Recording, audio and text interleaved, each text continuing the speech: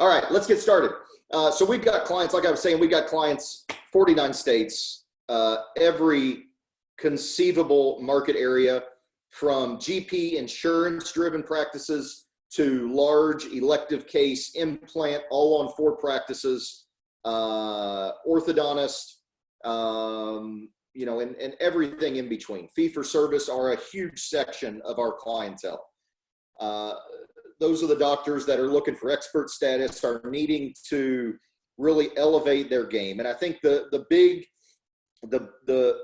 big tidal wave coming in right now is, with unemployment going up, if you're reliant upon insurance, there's a big tidal wave coming for you. Unemployment going up means less people are going to have insurance. We're putting out an insurance independence guide. This is going to be a little teaser in here. This is coming out in the next month or so. We've been helping docs off insurance for 10 years. We're putting it together in a guide. We've been working on this for a couple months. It should be done maybe this month, later in the month. No promises, but it's going to be a step-by-step guide to insurance independence and converting your practice over to more fee-for-service. So we'll talk about that a little bit at the end of tonight. For tonight, let's rock and roll. So there's going to be 5 things that we're going to talk about tonight. I'm going to give you guys an update on the SBA. There's an alternative option to the Paycheck Protection Plan. I don't know if I'm not hearing about this in the marketplace. I'm not seeing anybody else talking about this, and that's a little disappointing. There was a big webinar with a very prominent dental CPA firm last week, and I strongly disagreed with some of the things they said. I'm going to tell you a little bit about that. Number 2, the 20-week Slingshot back marketing plan. Now, if you were on here a few minutes early, you heard me say we're not going to get into a tactical marketing discussion. If you're looking for SEO advice or pay-per-click or marketing help, you're going to be disappointed. And if you're scared that we're going to go down a rabbit hole, don't worry, we're not going to. I got 2 slides. I'm going to tell you about a 4-phase 20-week marketing plan. This is the exact same plan we're rolling out for all of our right now, and I'm going to give it away tonight. I want to tell you about the tale of 2 practices. We've got data from the 2008 recession. We've been doing this since 2001. I started the company in 2001. We've got data from the 2008 recession, and I want to show you, compare and contrast different practices making different decisions and how that affected their ability to come out of a downtime. And I'm going to show you the hard data behind that. We're going to go through some patient rescheduling and pre-appointment analysis and strategies. This concept of pre-appointment can be tricky. We all think of pre-appointment as a good thing because that means somebody in the future is scheduled and they're booked on the calendar. But I want to show you a little bit about the dark side of pre-appointments and give you some strategies, because right now you're going to be rebooking a boatload, a metric boatload of patients. All these patients that have been canceled in this time you've been closed. So we're going to be going through this thing, and I'm going to show you the pitfalls to avoid as you're rescheduling them. And I've got a whole guide behind this that we're going to be giving away tonight. If you're a client, you have not seen this yet. This is brand new for tonight. So if you're a client or you're a future client, this is brand new and is applicable to you.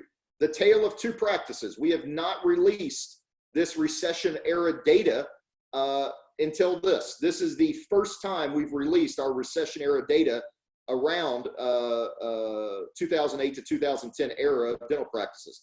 The Slingshot back, the 20-week marketing plan, 4-phase marketing plan. This is the first time, whether you're a current or future client, you haven't seen this yet. If you're a current client, we're doing it for you. If you're a future client, we can do it for you. And then the alternative to the PPP, I'm going to cover here in just a second. And then the Survive and Thrive Strategy Guide. We released this last week. I'm leaving it in here because it is a full guide chock full of everything you need to know right now, everything you need to be doing. If you haven't downloaded it yet, I'm going to give you a link to go download it. You don't have to enter your email. You don't have to opt in. You just click the button and it downloads a PDF. It's everything you need to know, a 15-page survive and thrive guide, how dentists can weather this awful storm we're in right now and come back strong. So I want to start off this a little bit, and I want to talk about what are we really trying to do here? What's the problem? Why are we here? The link, I'll send you the link here in a little bit. I'll throw it up on the screen. All the links will be available. Don't worry about, as we're going through this, trying to write stuff down, or you can't click on the screen, unfortunately. I wish I could put a link up here and you guys could click on it, but Zoom hasn't gotten that intelligent yet. So I'll show you the link and then I can email it to you afterwards. I've heard all kinds of problems, right? I've heard COVID-19 health crisis. Obviously, that's the most obvious problem, right? Some think it's the government's response to the COVID-19 crisis. It's government shutting down the businesses, or the real problem is these emergency protective orders, the shelter in place type stuff, or it's the distancing recommendations, or, oh gosh, Pennsylvania requires, or they reversed this order, but for a week or 10 days, they required all dentists to have negative pressure operatories. I don't know any dentists in the country. I don't know any OMFSs that have that. Or some are saying the real problem here is Wall Street's reaction to this crisis. It's the crash of Wall Street and the fear and the panic, the plummeting stock market. It's our 401ks that have been wiped out. I want to give you an alternative theory. I want to give you an alternative way of thinking about this tonight. And I want to suggest to you that none of these things that I just mentioned are the problem. The problem is not the COVID-19 virus or the government or the shutdown or the quarantines or the shelter in place or Wall Street. None of these are a problem. These are a predicament, right? The easiest thing to do right now would be to assume that this problem is COVID-19 or it's the government or it's all this stuff. Each of these is a predicament, or let me say it a different way. It's a state of the environment. A problem is something that can be solved. And none of us, not even at the highest level of government, the richest people in the world can solve any of these predicaments. None of them. Not the president or Congress, not Bill Gates and all his philanthropy and vaccination background. Nobody can solve these problems because they're not problems. They are predicaments. The real problem for us right now as business owners is, how do we save our business? How do we stabilize our business? How do we respond to this environment of the virus and the quarantines and Wall Street and government just seizing up and all this crap in a way that gives us better than even odds that we're going to live to fight another day after this crisis is over? And as much as I hate to say it, now that we've gone to these emergency stay-at-home orders and the like, our government is going to be more inclined to use these in the future. This is how I'm looking at it. This virus thing is not going away. We're going to have recurrent hotspots this fall, next winter, next spring. Bill Gates just came out a couple hours ago and said that there is not even a possibility to have broad-based vaccination before 2021. Even if we get this thing, this flatten the curve thing figured out now, we're not out of the woods. We've got a long way to go. And all of these things are predicaments. The real problem is what we have to solve for. And if you're sitting in your beach house and your beach house is, you got a beach house in Key West. Everybody loves Key West. I love fishing down there. That's another story though. And there's a hurricane coming, right? The problem is not the hurricane. The problem is I'm seeing many business owners right now that are still sitting on their front porch in their rocking chair while the hurricane's coming. They're either frozen up or they haven't made the decision to make the decision yet. and they're still just kind of rocking back and forth in their rocking chair. And this is a situation where no decision is a decision to die, right? We've got to stabilize and solve for the problems that we can solve. We can't stop the hurricane, but we can shutter the windows. We can evacuate from the house. We can get up in the second floor to avoid the flooding. And right now across the country, I'm talking to a lot of dentists that are kind of frozen. And one of the big things that we're doing right now is trying to help get clarity around the situation. There's not a lot of certainty right now. Nobody has certainty. And in a lack of certainty, that's a very uncomfortable environment to be in. We often grasp for certainty. And right now, there's just none of that to grab for. The best thing we can have is clarity around what is happening. And when you can get clarity, you can start to make some of these decisions. And really, I think part of the issue is the eyes only see. I love this quote from Dan Sullivan. The eyes only see and the ears only hear what the mind is looking for. Everything is going to be okay.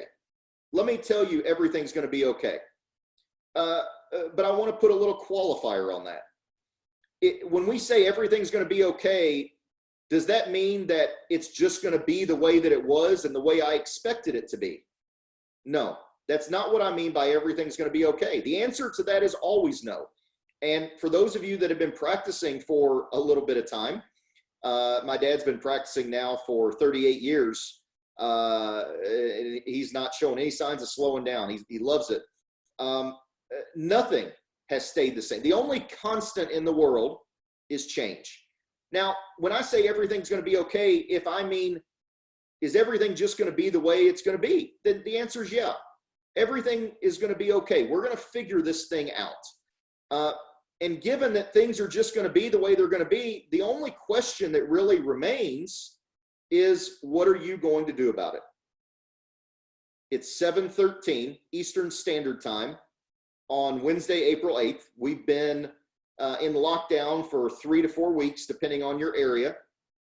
And here we are. And you're faced with a decision tonight of, what are you going to do about it? We're in this game, whether we like it or not. You can be playing the game. You can be sitting on the bench. You can be in the stands, or you can not even be in the arena. And the game is still being played. Now and for the next few months, everything you do is going to decide your potential recovery. As much as I hate to say it and hate to see it, some of you are going to go under. That is just the way it is. I hope nobody on this webinar tonight. I'm optimistic that everybody listening in here tonight are action takers. They're being proactive and they're taking the steps needed to limit their downside risk right now, as well as rebound and slingshot out of this thing when we come back. Some of you may be near retirement age and you may decide, you know what, it's just the right time. I've been thinking about it. I had an offer. Maybe it's just the right time, and you've got an opportunity and you pull the trigger on that. And that's great. Some of you may be mid-early career and you may decide, you know, this is just the time that I need to sell or I need to transition to work for somebody else. And because of that, there's a lot of younger doctors right now that are never going to be owners. And instead, they're going to become lifetime employees because they're going to see the major downside right now of ownership, the risk of ownership. And they're never going to see the upside because of the timing in which they graduated or they came into the dental arena. This COVID crisis has the potential to alter everyone's financial future. You get to decide what you're going to do about it. And remember, the COVID crisis is a predicament. We can't fix the hurricane coming at us.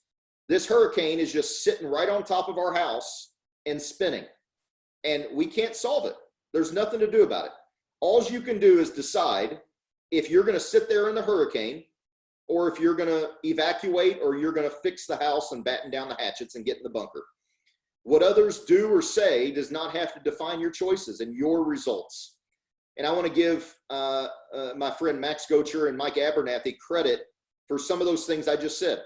They're uber smart guys. And this was a little excerpt of that out of an email that they sent out recently. What happens when we only see and hear what we're looking for is what I call analysis paralysis. Another way of saying this is Einstein's famous quote of insanity is doing the same thing over and over again and expecting different results. These are kind of one and the same. If we're stuck and we're stuck analyzing, realize if you're not making a decision, you're doing the same thing as you were 5 minutes ago or 5 days ago or 5 weeks ago. This is analysis paralysis. Until you alter your course, things are not getting better. In fact, entropy is alive and well. Your practice is not in the same financial shape as it was 4 weeks ago. Regardless of how many decisions you made or didn't make, if you made, well, hang on, let me back up. If you made no decisions in the last 4 weeks, your practice has declined.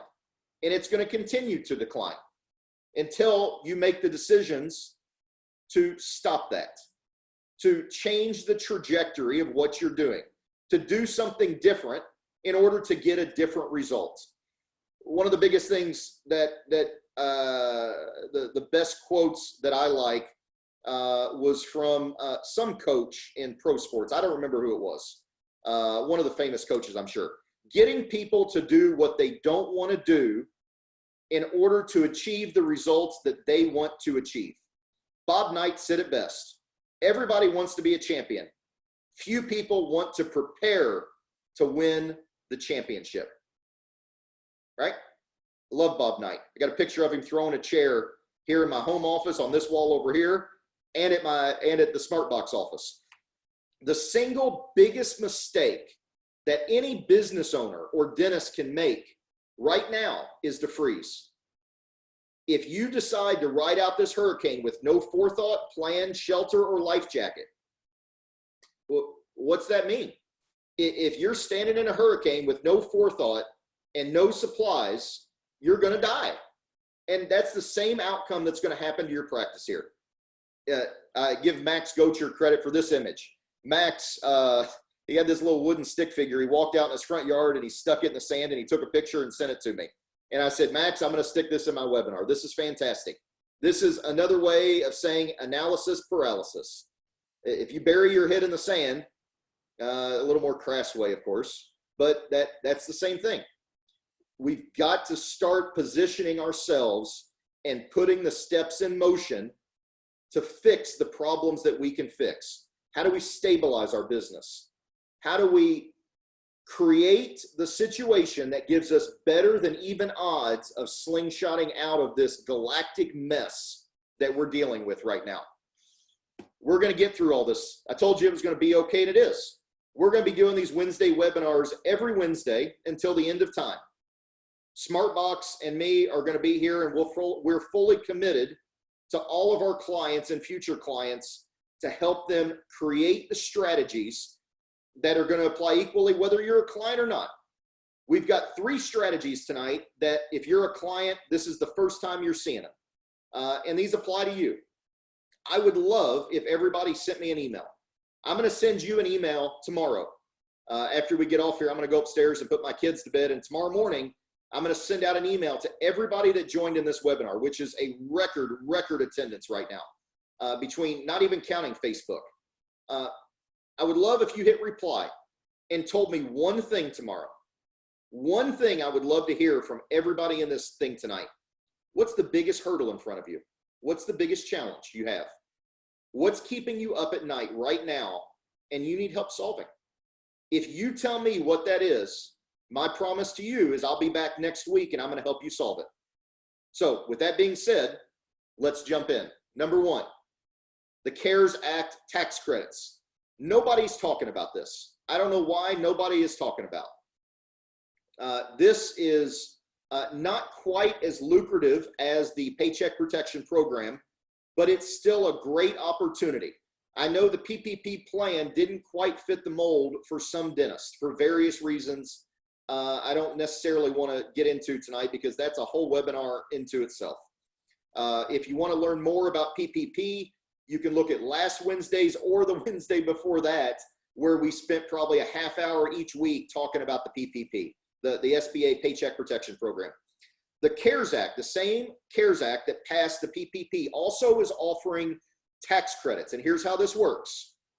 If you have lost over 50% of your revenue compared to the same quarter last year, you can get a 50% refundable tax credit up to $10,000.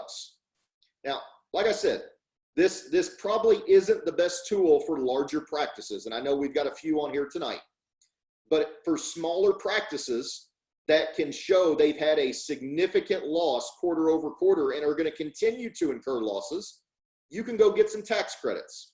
Now, the bad part is you can't get the PPP and the employee retention credits. That's what ERC stands for. You got to do one or the other. So I'd encourage you, we can talk a little bit more about this in future webinars. You're welcome to ping me with some questions now tonight.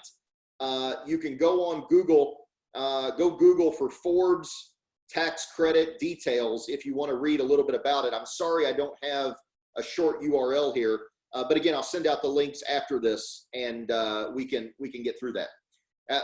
This credit is available to any employees, and you can even get an advance on the expected tax credits by filling out a form with the IRS. It's the IRS form 7200.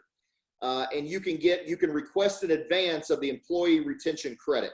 So even though if you're anticipating, right, having a big loss, go ahead and fill out a 7200, and the IRS has all the details on this stuff, and you can go ahead and get this tax credit.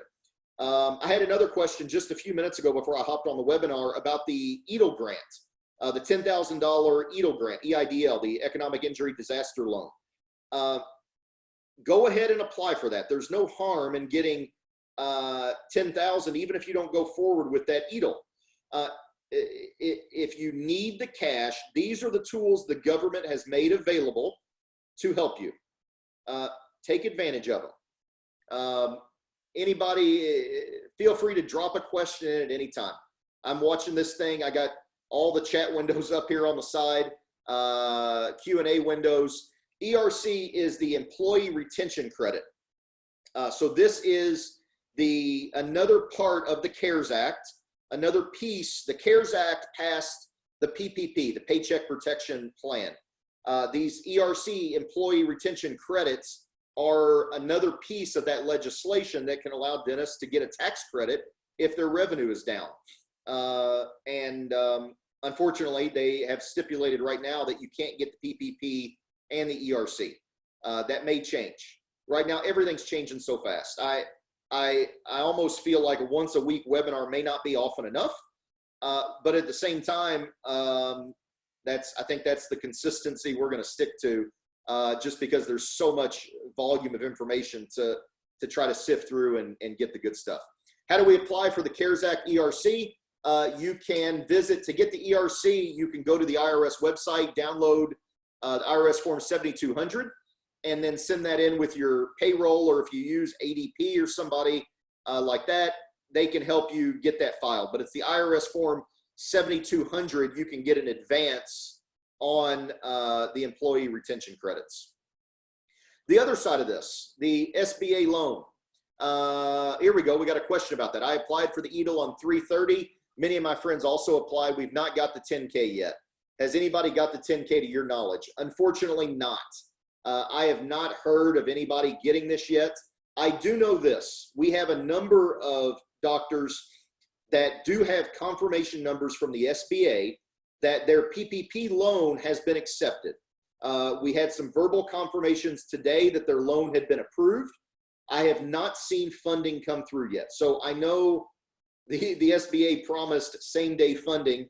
I'm not seeing that yet. I would love to report that to you, and as soon as I see it, I will. But I'm not seeing that come through yet. So no, I've not seen the 10K yet. Now I have read DMD, that in some of the Facebook groups and email lists and things that I'm in, I have heard of dentists getting that 10K grant, the EADL grant advance. So there are people claiming to get it. I just don't have firsthand information of that. If you don't know yet, the PPP program that was due to go live Friday morning, they changed the application Friday at 1 a.m. So if you downloaded the application already before last Friday, you need to go download it again. It's a whole new application. If you've already filed it, then your bank or your institution's probably already taken care of it. They released new guidelines. They have released two, not one, but two new sets of guidelines this week regarding the calculation of the payroll. It can include 401k or it doesn't include federal taxes. I mean, they're flipping, flopping back and forth like a fish on land. And this is to be expected from a program of this size launched with this speed. They even released guidance for those people that had already submitted PPP paperwork that said, hey, if we changed our guidance, don't worry, don't refile, we'll fix it at the back end. And this thing, they're trying to move this forward as much as possible. Anonymous, WF has maxed out the PPP loan. Now what? I called a few other banks. No luck. I'm assuming that's Wells Fargo. Yeah. The real problem here with these PPP loans is the interest rate. If you guys have followed this, you saw it was 0.5% at one point. The banks threw a fit, and now it's 1%, which is still a major problem, and here's why. The cost of funds, depending on if you're a savings bank or if you're in a bank that's not based around savings but is more based around investments, the average cost of funds, the cost that banks can get their money for, right? Banks have to take in money so they can loan it out to you. So they can loan it out on the PPP, because all these PPP loans are through private banks, or through, if they're loaning money out for mortgages or lines of credit or commercial buildings or whatever it is.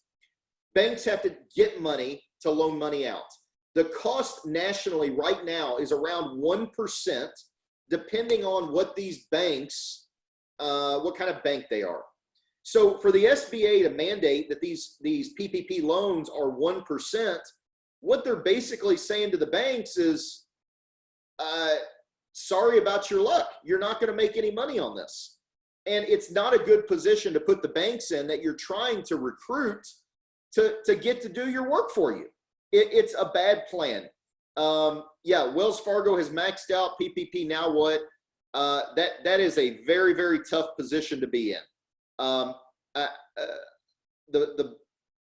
I think it's a really good thing to have relationships with multiple banks, because these banks aren't going to want to lend you money if you don't have a relationship with them, because there's no money in it for them.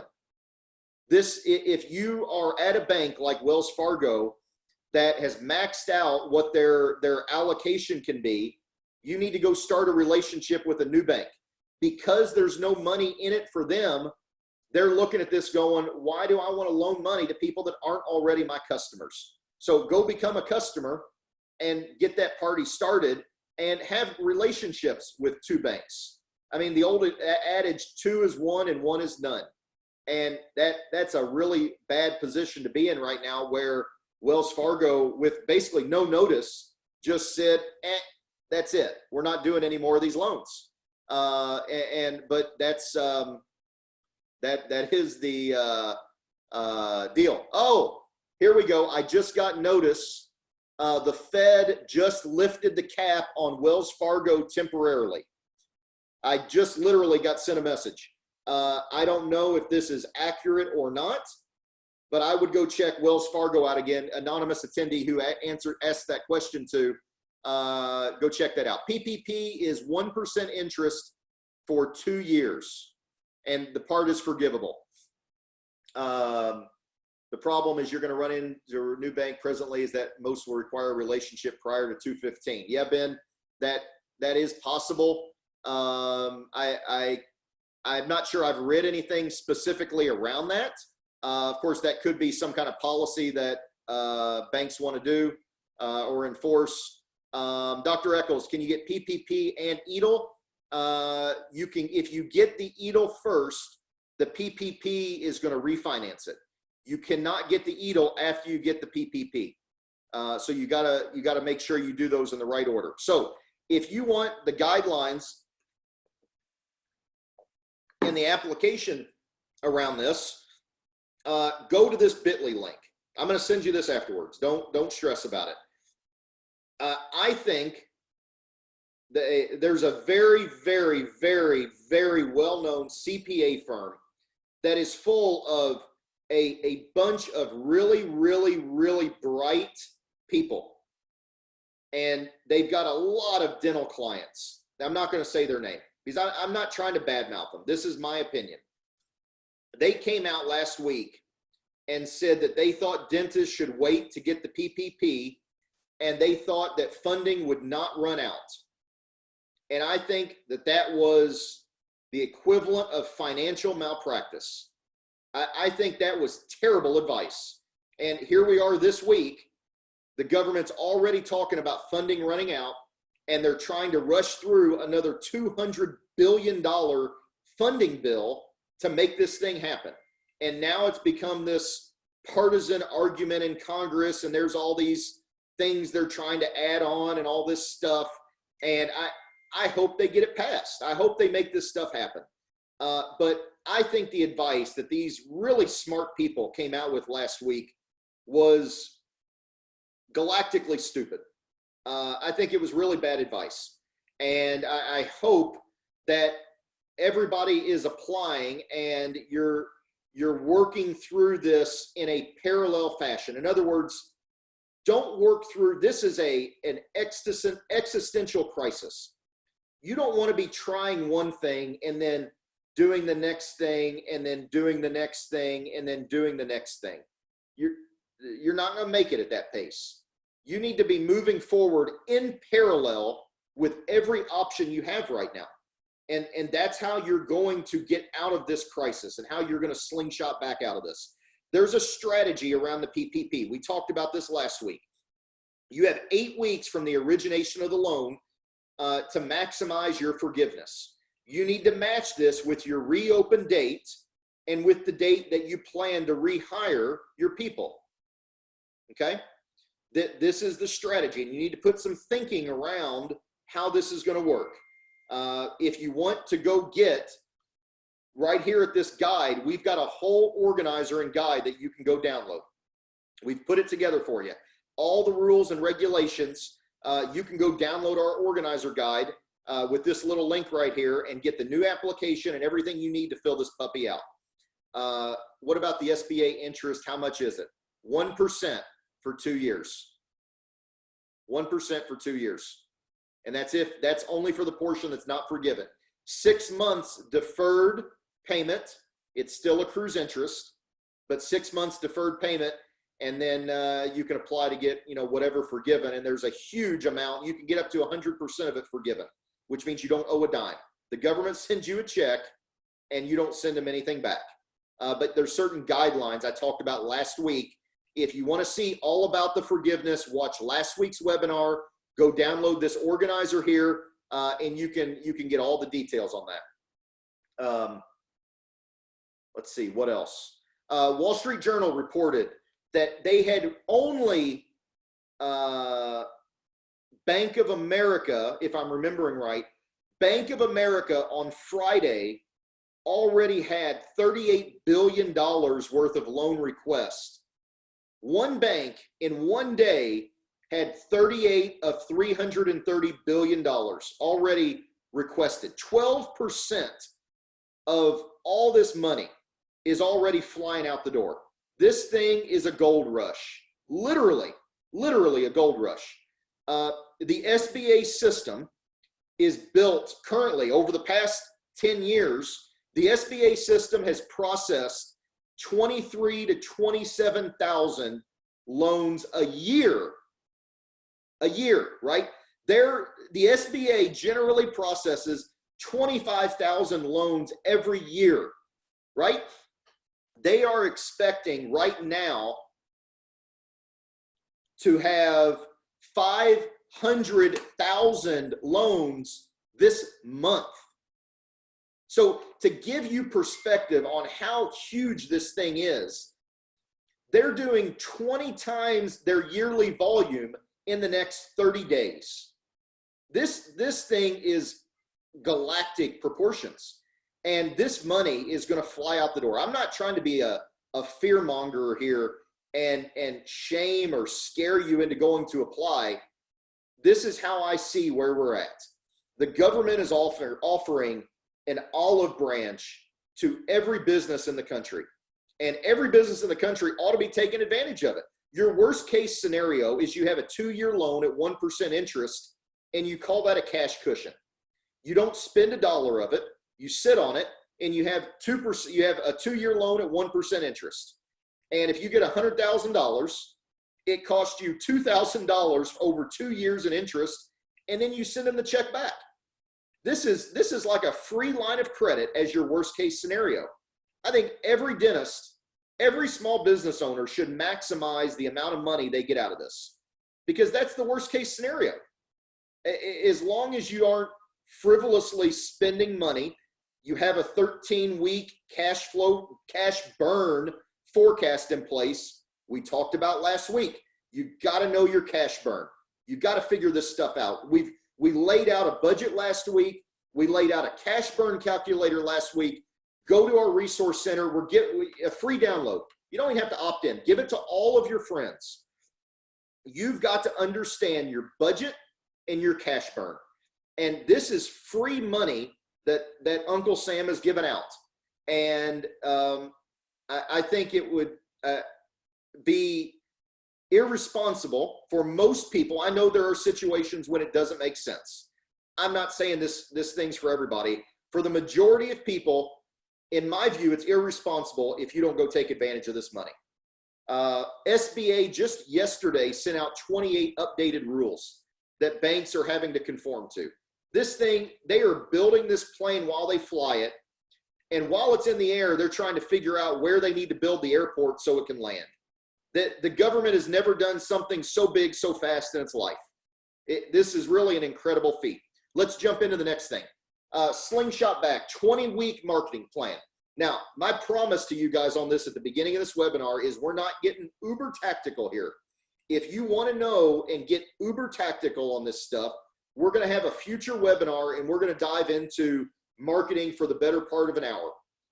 We're going to go through our 4-phase 20-week marketing plan. If you're a current client, you haven't seen this yet, and we're taking care of this for you. If you're a future client, this is yours to take. And next week, we're going to have a whole hour presentation on exactly what we're doing here. Here's the facts.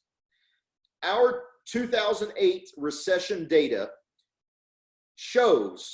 proves that of the practices that turned off their marketing completely, they had 38% lower collections for 3 to 6 months longer than the guys that kept their essential marketing items going and slingshotted out of this thing. If you are shut down and in your bunker right now, you're going to have 38% lower revenue when this thing opens back up. And I also want to suggest something else to you. I'm hearing that there are those that think that there's going to be pent-up demand for dentistry when this economy reopens. And I want to suggest that you might reconsider that line of thinking, and here's why. When this thing opens back up, this COVID virus is not going to magically dissolve and go away. We're going to flatten the curve. This thing's going to open back up, and there's still going to be hot spots for another year. The vaccine may not even be available for another year. Now, if they reduce this thing to a case of the sniffles because they've got, hydrochloroquine and all these other malaria drugs that are able to combat it, then that's good, right? If they've reduced this thing to just the common cold and they can treat it, not cure it, but treat it, right? Then that takes a lot of the fear of the mortality rate away. the problem is there's still going to be major outbreaks of this thing that crop up over the next year. And that is going to create distancing, and you're going to have to deal with this in your dental practice for the next year. It's not going to be you reopen and it's smooth sailing. Patients are still going to defer away from non-essential treatment.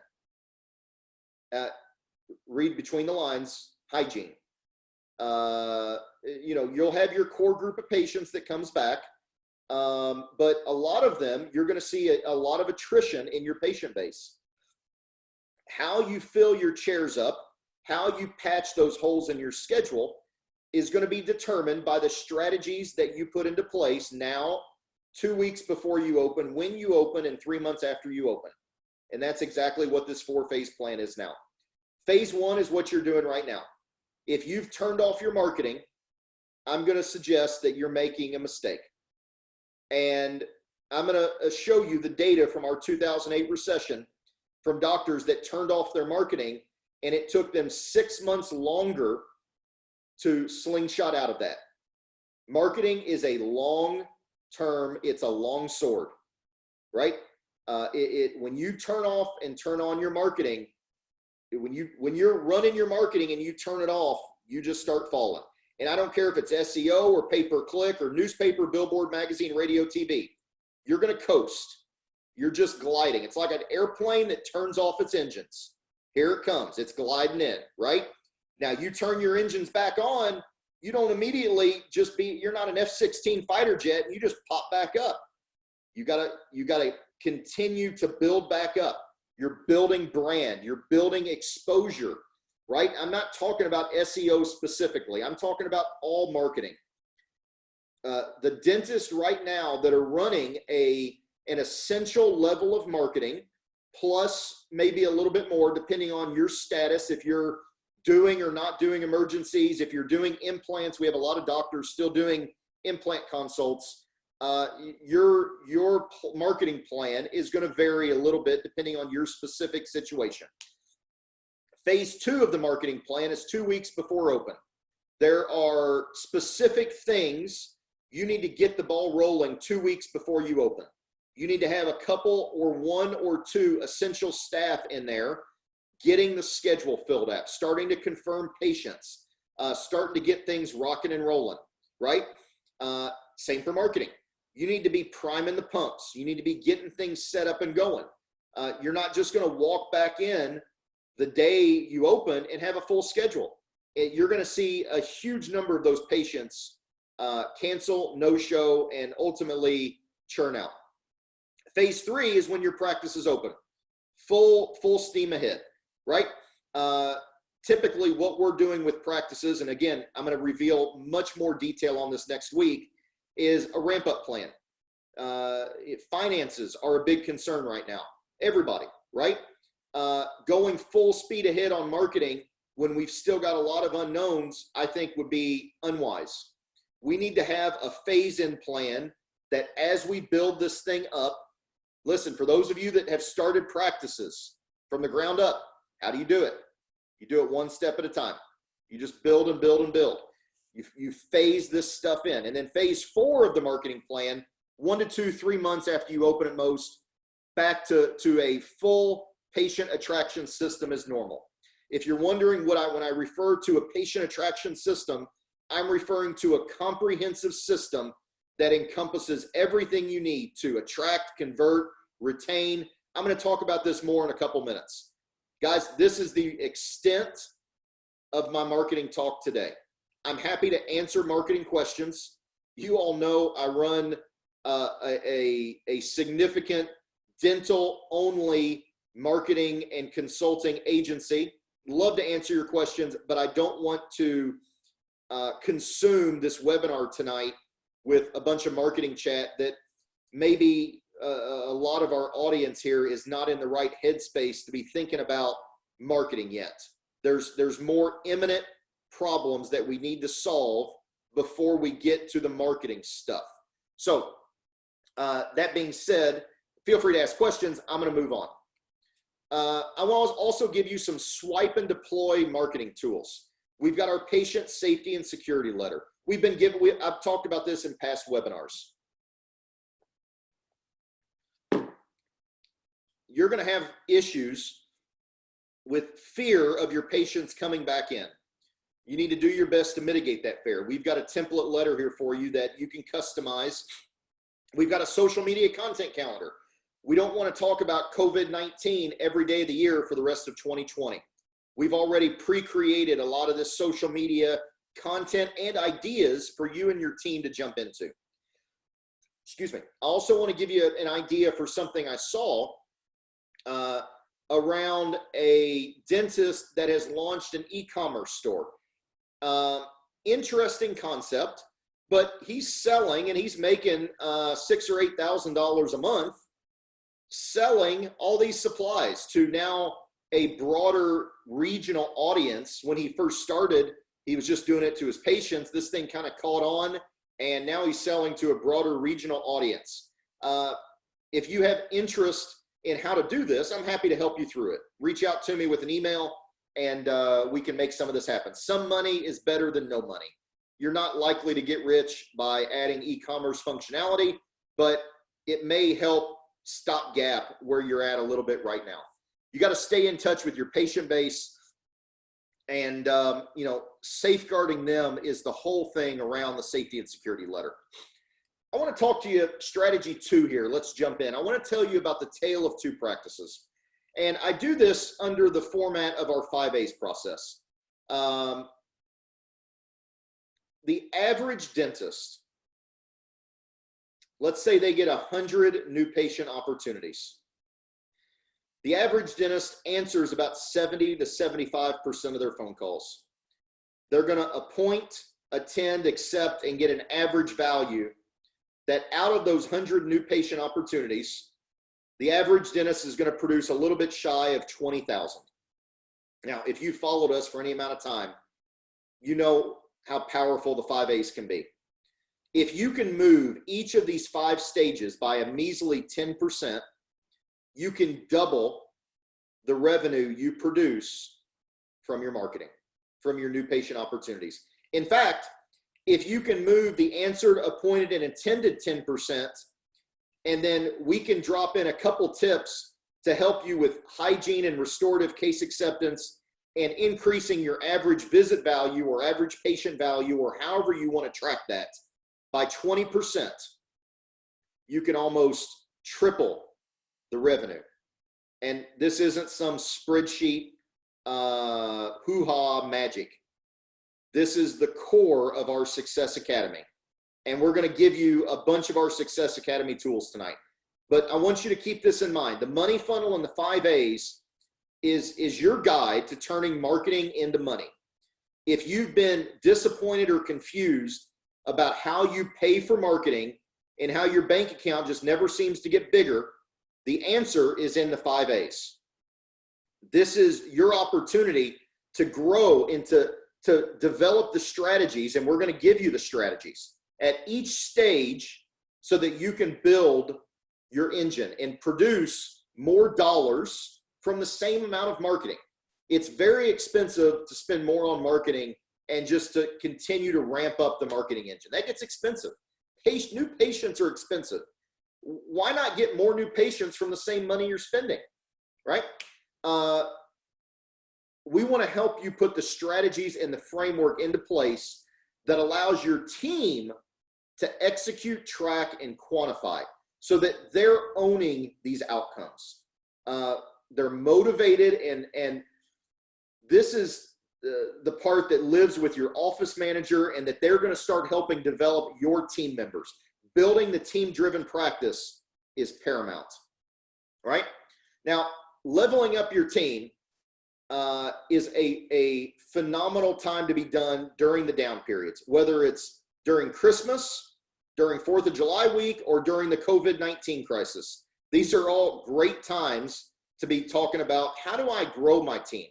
How do I motivate and teach them more so we can all build a bigger, better future together? Many of you have staff that's on some kind of limited work hours and restricted duty or restricted pay. this is the perfect time to turn them loose here. We're giving you our Success Academy workbook. You can go download this with this link. We'll send you the link afterwards. This is going to get you started on the 5 A's. 91% of dentists can't tell me what their 5 A's are. 91% of dentists have no idea how many calls they're answering, how many patients their front desk is appointing, and how many patients are actually attending their calls. Now, case acceptance, most dentists know their case acceptance average, or they assume it's really good. Usually in most cases, case acceptance is not the big problem. Now, there are cases it is. Generally, it's not. Generally, the problem is answer, attend, and accept. Answer, appoint, and attend. And the final one is average. Oftentimes in practices, the average patient value looks like a roller coaster. And I mean, it can go from $800 per appointment 1 month down to $150 the next month.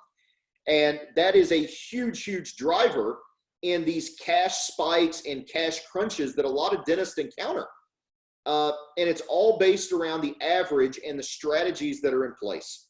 Remember, a 10% increase at each of the 5 A's will double the outcome of your marketing. To help you and your team get started, go download the workbook. Start going through this. If you got Zoom, you got Uber Conference, you got Google Hangouts, you got FaceTime, get on it, download the workbook, and start going through this with your team. This is going to get you understanding your numbers. There was a really tragic story that just happened recently. We lost a basketball legend. We lost a national hero, Kobe Bryant. Kobe's pilot made the mistake that he thought he could fly a helicopter with no visibility. And he didn't have the dials and the gauges to tell him that there was a big old mountain in front of him. And as a result, 9 people tragically lost their lives. Your business is not unlike Kobe's helicopter. You've got to have the dials and the gauges in your cockpit so you know what's going on in your practice. The 5 A's are the 5 of the biggest metrics you need to be watching. If you're a client of ours, you know we're showing you these on your dashboard on a daily basis. These are critical metrics for you to follow. And download this workbook. You can start working through those metrics and start understanding, where is the opportunity? Where's the opportunity for me to add $10 or $20 or $30,000 a month by making a 10 or 15% increase? If my staff, if I audit them and they're answering 70% of the calls right now, and we can get that to 80%. We don't need to move mountains here. We don't need to get to 100%. That's not the goal.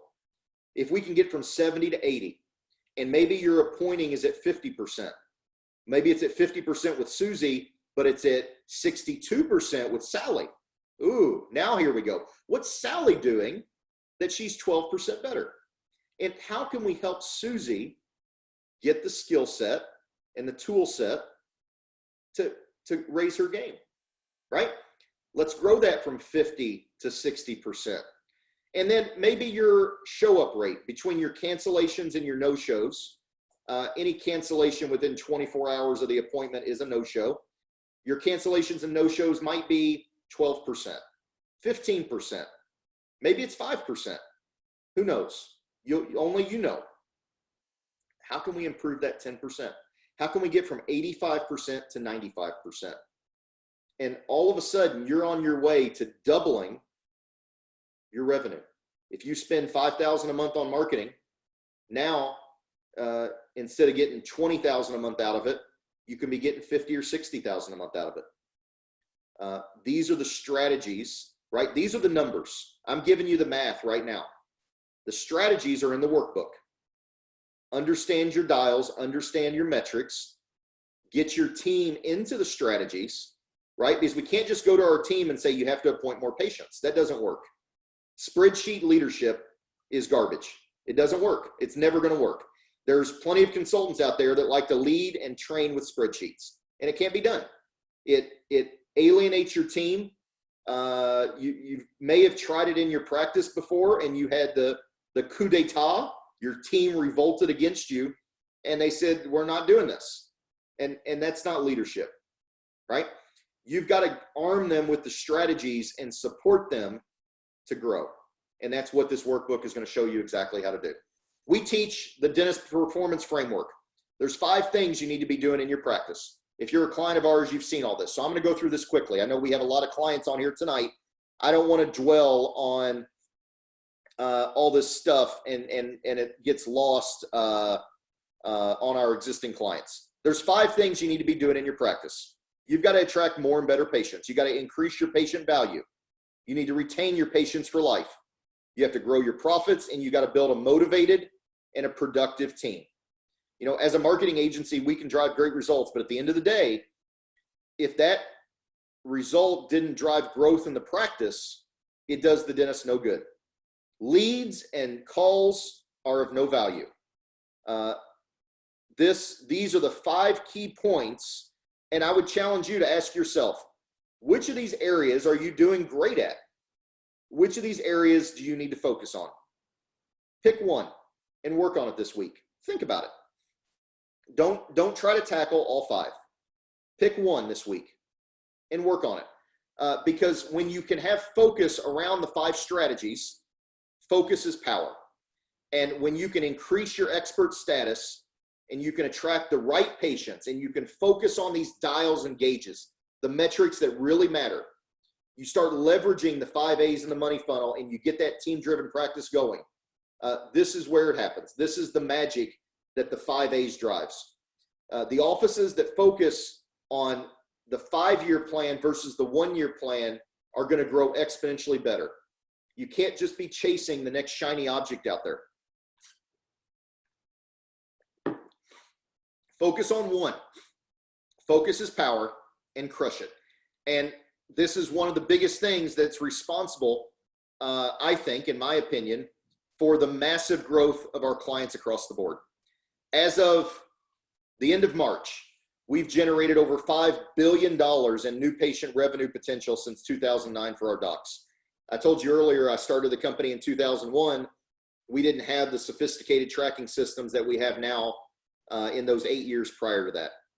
We've worked with almost 5,000 practices, and based on the data of the analysis we've done, 52% increase in average over 24 months is what we found with our practices.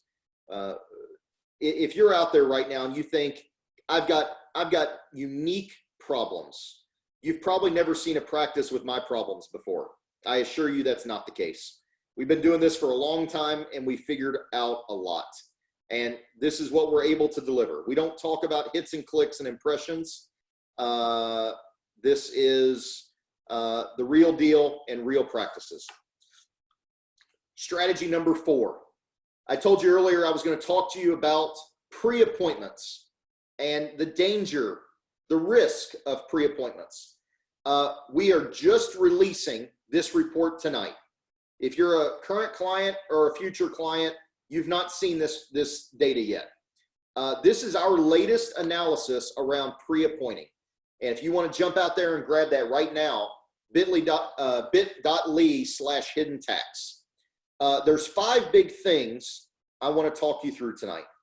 We analyzed a bunch of our practices, and we're looking for success factors involved in those that are producing the highest dollar per hour and the ability to serve their patients the best. We found that there are very specific commonalities in how the highly successful practices schedule their patients versus the rest of the pack. So I want to challenge your thinking on a couple things. On page 2, I want to walk you through what a pre-appointment is really worth. If you are pre-appointing your entire schedule, your schedule's booked up, I want to walk you through what each of those pre-appointments is worth based on the analysis and the data. I want to talk to you on page 3 about what I call phantom demand. What this is, Phantom demand is you think your schedule is really full, but a lot of those appointments are never going to materialize. And that's the phantom demand that creeps up and bites a lot of practices that are have fully booked hygiene schedules. I want to talk about how pre-appointing can affect your money funnel. I talked a little bit about the 5 A's a few minutes ago. I want to show you how those 5 A's are affected by pre-appointing. On page 6, I'm going to give you 4 questions, a 1-minute evaluation that you can do in your practice. If you're wondering if this applies to you, there's 4 questions to answer, right? And the answers are right below it. If you can answer those 4 questions, you're perfect. You're great. You don't have a problem. If you cannot answer those 4 questions, or the answer, and I've given you the correct answer, the answer is not correct, you've got a major hole in your scheduling processes that we're going to walk you through on page 7. How are you going to fix this thing? 2 must-haves. So you can jump out, download this thing, bit.ly/hidden tax, and you can get more information on this. I'm not going to dive into this tonight. I wrote a 9-page analysis and report on this because I wanted to give everybody the data and show you what everything's going on. So jump in there and grab it, and you guys can check that out. Got a bunch of people scrolling through Facebook here. Cool. Next strategy, the Survive and Thrive Guide. We actually launched this last week. I'm telling you about it again today because it's chock full of great information. If you want to know how to survive, retain, level up, and thrive, go check it out. Go download covidsurviveandthrive.com, and you can download this free report, and you can get all the strategies that we're talking about. So we've got questions. So we should keep the pay-per-click the same as it was in February with no change to strategy. My recommendation, if your office is closed, is to turn off your paid media. If you're doing emergencies, refunnel all of your paid media towards emergencies. If you're not doing emergencies, then kill your paid media. Paid media is a very quick on and off game, right? If you've already got a great campaign running and you know what it needs to run, it's going to change a little bit month to month. But largely, if you turn it off for 30 or 60 days and you turn it back on, you're going to be pretty close to where you left off at. So I would recommend turn that off. SEO is a long game. This is a long Christmas break for a lot of dentists. We don't turn off SEO over long extended holidays. We've got some dentists that shut down for a whole month. They take 2 weeks vacation and then they're off for 2 weeks at Christmas and they're closed for the whole month of December. And we don't turn off SEO for them. I think that's a big mistake to start turning off. Those are some of the essential pieces of marketing that I'm talking about. Somebody's raised their hand here. Natalie, if you want to chat in the box there, whether the Q&A or the chat box, please, we'll get the questions answered for you. Your organic SEO is your biggest producer of new patients. And that thing takes a lot of energy to ramp up, and it's very momentum driven. Another anonymous question: have they changed what the Paycheck Protection loan monies can be spent towards? Can I loan the money towards marketing with the understanding that I end up paying back at 1%? No. The Paycheck Protection loan and forgiveness portion can only be spent on a limited number of things. Now, if you've got some dry powder in reserve, AKA cash on the sidelines, and you spend the PPP loan on all the things that you normally would be spending your own money on, then you can go spend your own money on whatever you need to do to spend your own money on.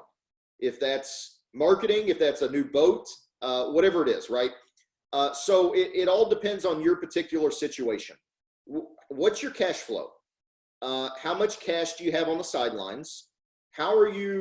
What's your cash burn? What are you projecting this crisis to look like?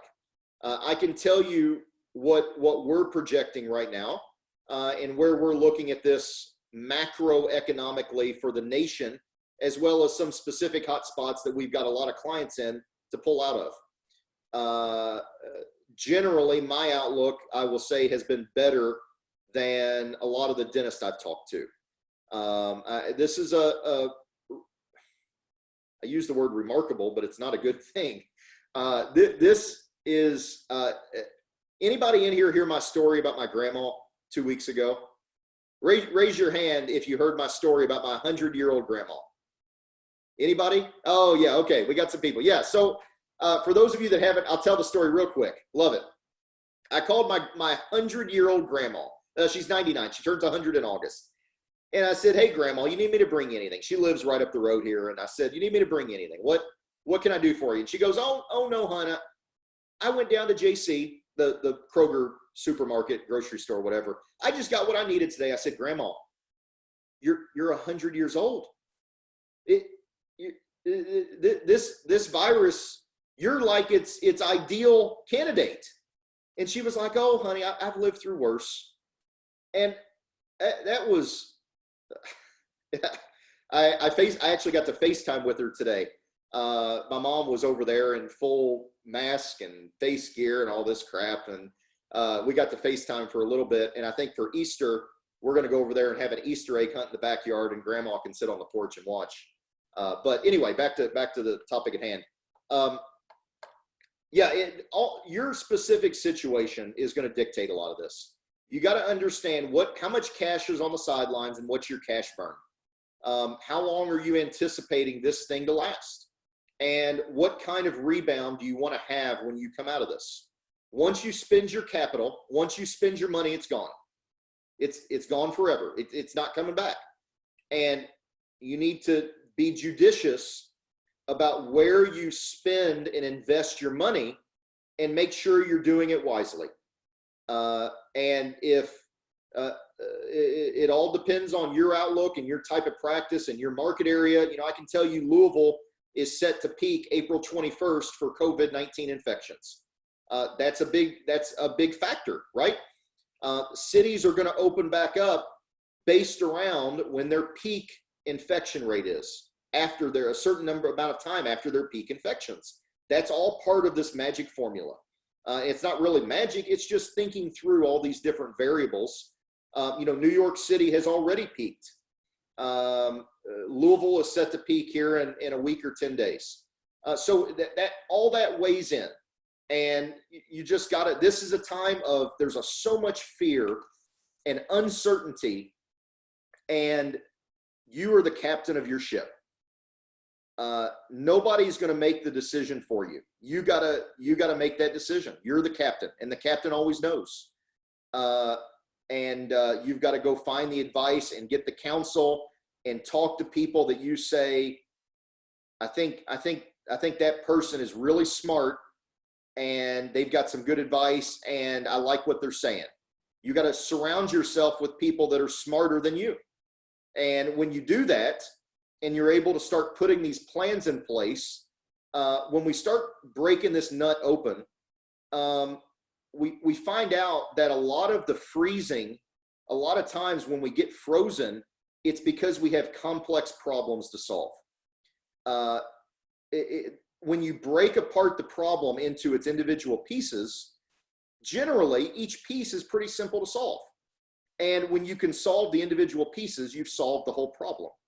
So kind of what I started off this webinar talking about is, the COVID-19 crisis. That's the whole big predicament that we're in.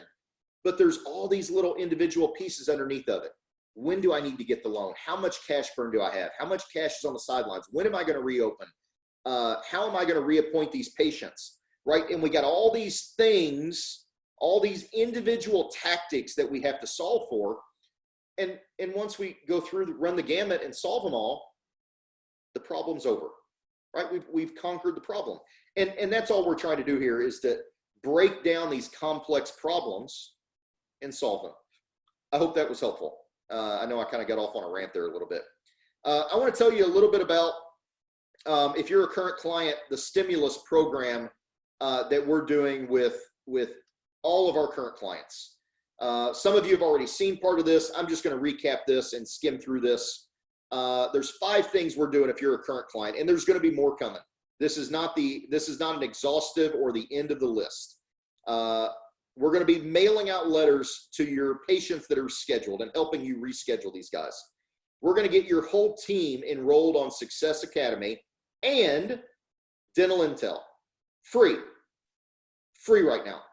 Free Dental Intel and your entire team enrolled for this crisis. You've got to be working on leveling up your team. We're going to get your social media cranking. We've also got a virtual smile assessment solution. You've heard about the trend of teledentistry. We're going to give you our teledentistry solution as well as the strategy guide behind it.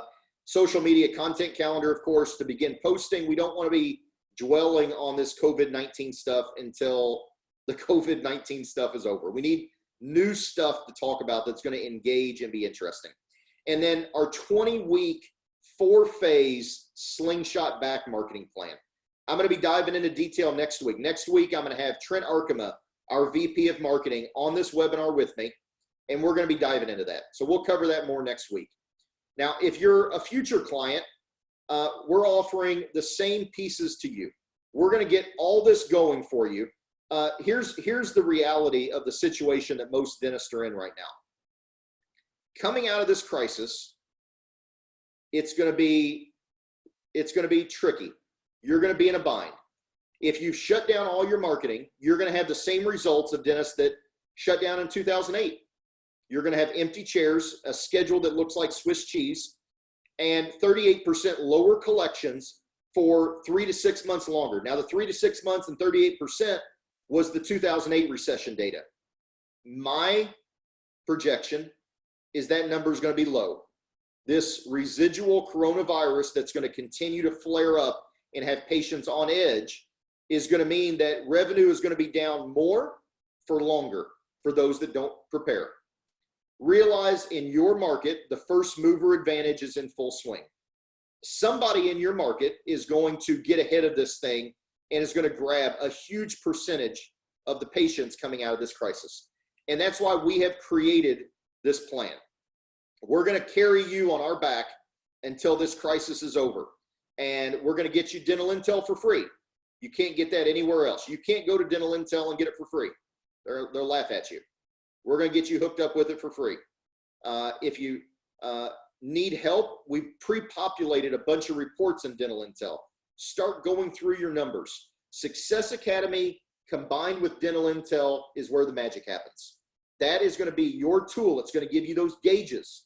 It's going to give you your indicators as to how your practice is doing as you're trending through. If your indicator is, does my bank account have enough cash in it? You generally don't know if you have or don't have enough until it's a big problem, until you're about to crash into that mountain, right? We don't want that. We need advanced indicators. We need leading metrics of where my cash is going to be. And the 5 A's are going to give you those leading indicators to show you, oh, wow, why did Cindy only appoint 20% of new patients last week? True story. True story. Just happened a month ago. One of our doctors, the new patients dried up literally overnight. We get a call and it says, what's going on with my marketing? And we started looking into it. And we realized, I mean, this was just in a period of 1 week. 1 week. This was really, really fast. And we're monitoring calls on a daily basis going through this. And we realized at the end of about 4 or 5 days of the week that one of their front office staff, the main person that answers the phone, their appointing rate has dropped from 78% down to 20 in 1 week. And we're like, what's going on here? And we start talking to her and we're talking to the doctor and we start to get this information. Her husband just filed for divorce against her. Awful. I mean, terrible situation. And she was bringing some stuff into the office and it wasn't the marketing. It sometimes is the marketing. In this case, we got to have these leading dials. If we don't have gauges around this stuff, how many weeks would that have gone on for before the doctor would have gone, whoa, what's going on here? Where are my new patients at? You got to have your indicators on this stuff. Here's what's going to happen coming out of this COVID crisis. I'm going to predict it right now. Remember, I said this. We're going to start up. All these practices are going to open back up, and the tide is going to go out. And all the practices that haven't prepared and have no strategy in place to reopen, we're going to see who's swimming naked. Great Warren Buffett quote. And what this is saying is when the tide goes out and you really get to see who's prepared and who's got their shorts on and who's just been out there lollygagging and they were running it right on the edge and they're out there skinny dipping. This is going to be the major equalizer in a lot of market areas across the country. This is a gold rush as well as a major churn problem if you don't get out ahead. I talked a little bit about the beginning. I want to represent the idea. I want to suggest there are those that are saying that there's pent-up demand for dentistry. And I would suggest that that is not the case. For the majority, 90%, 85% of dentists, there's not going to be pent-up demand for your dentistry, for your services. The exclusions to that I see, we have implant doctors right now that are still doing consults and still collecting full fee by teledentistry for doing all on 4, all on 6, large restorative full arch cases. No clinical. They're doing the consults virtually, full fee, mail in your check, and we'll get you booked in as soon as we reopen. Now, they're not doing x-rays. They're not doing CAT scans. They're just doing a simple qualification form. The doctors that are killing this right now, and this has been my conversation with them, because I've had some doctors that had some trepidation around this. I can't diagnose virtually. And I say, yeah, I get it, but that's not what we're trying to do.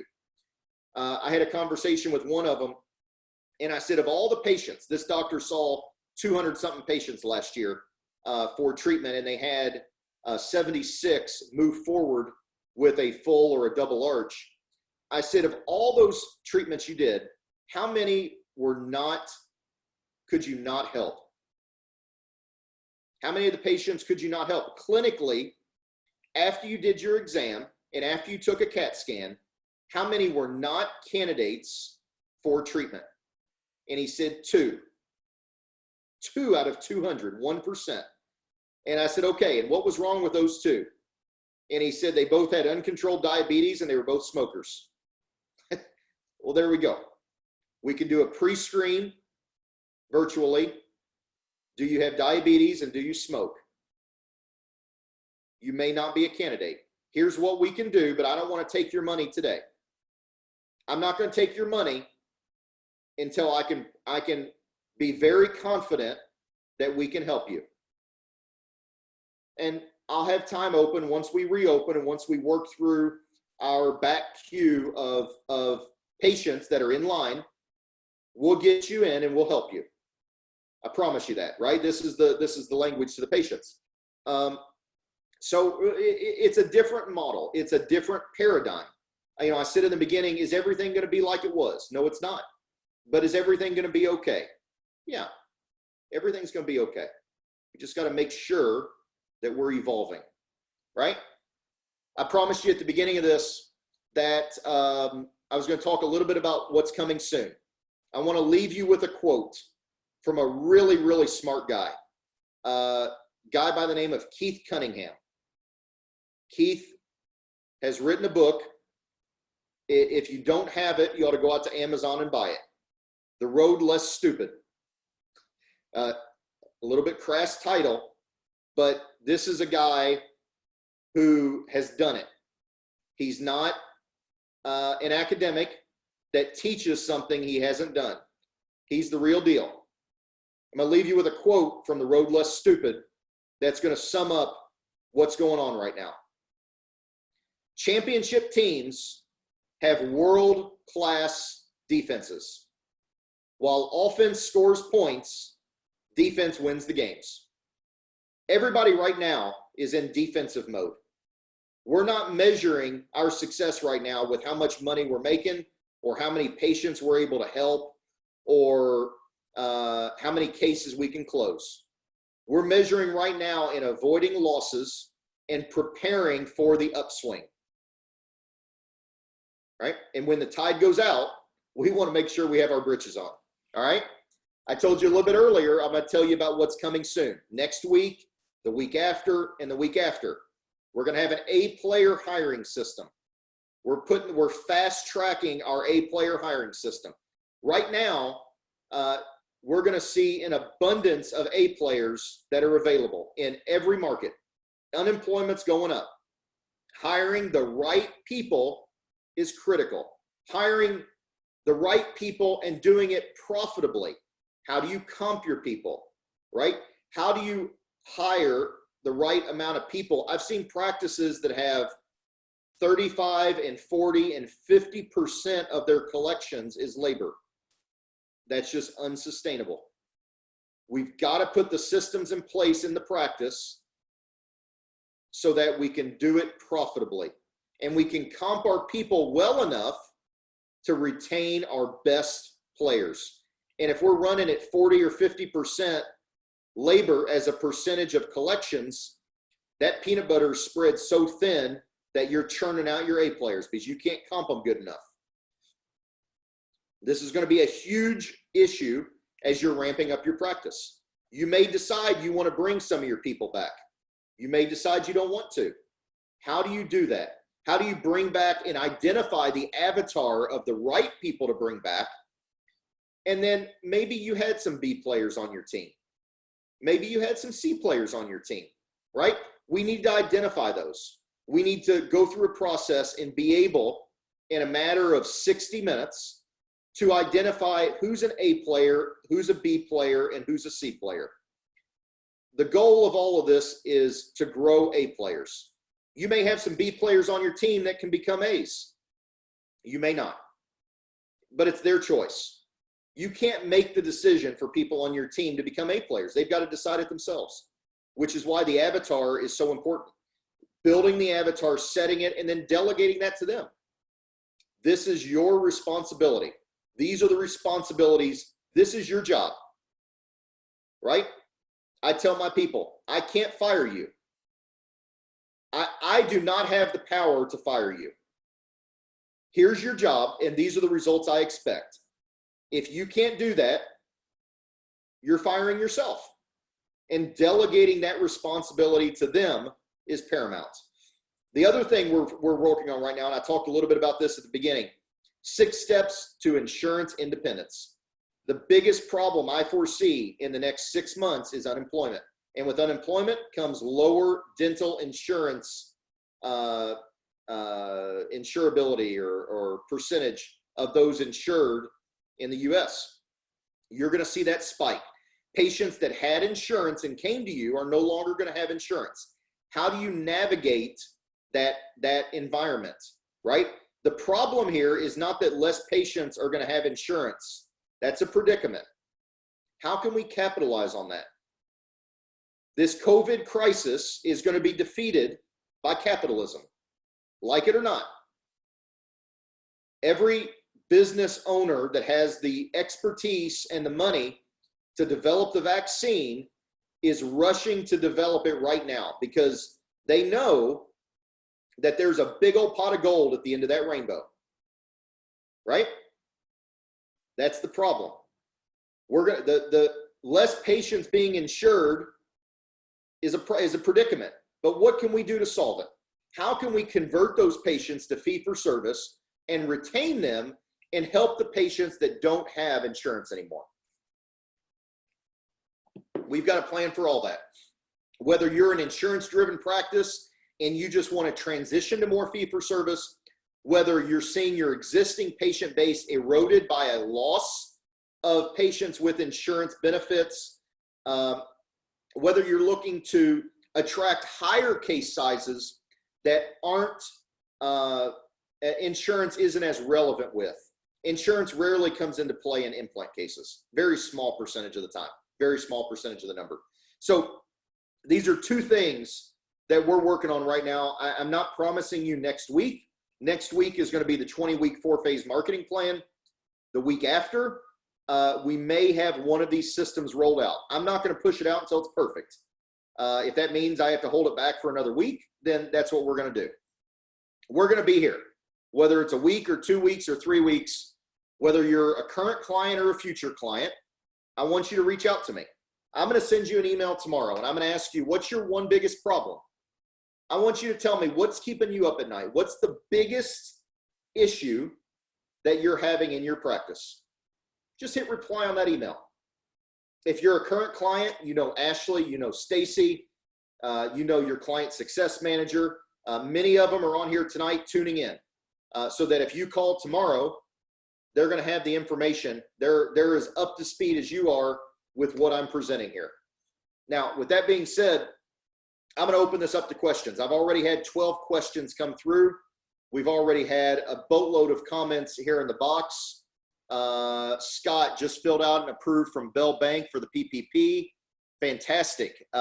Joseph Mara, clients in LA and San Diego. I don't have a specific client list in front of me right now. We've got clients in 49 states. And we've got clients, like I said at the beginning, in major market areas. I know we have some clients in LA, but I don't have specific names here at the tip of my tongue on exactly who that is. So we'll open this up to questions. Facebook questions, Zoom questions. If everybody would go to the chat box right now, let's get a sneak preview of tomorrow's email. What's the biggest challenge you have in your practice? What's keeping you up at night? Go to the chat box, just type in. What's obstructing progress for you right now?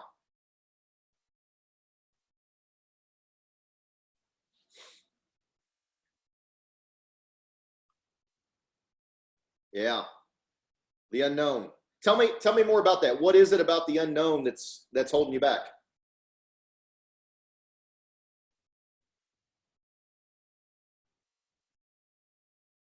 Yeah, getting new patients for sure.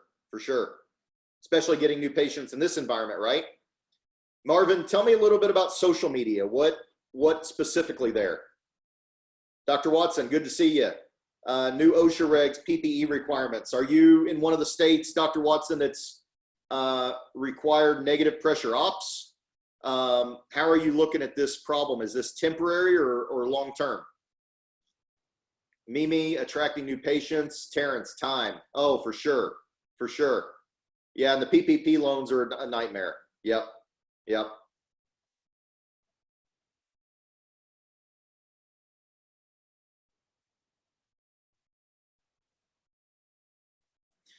Let me, I see a lot of questions in here. I see some questions around new patients. I see questions around loans. I see questions around cash flow.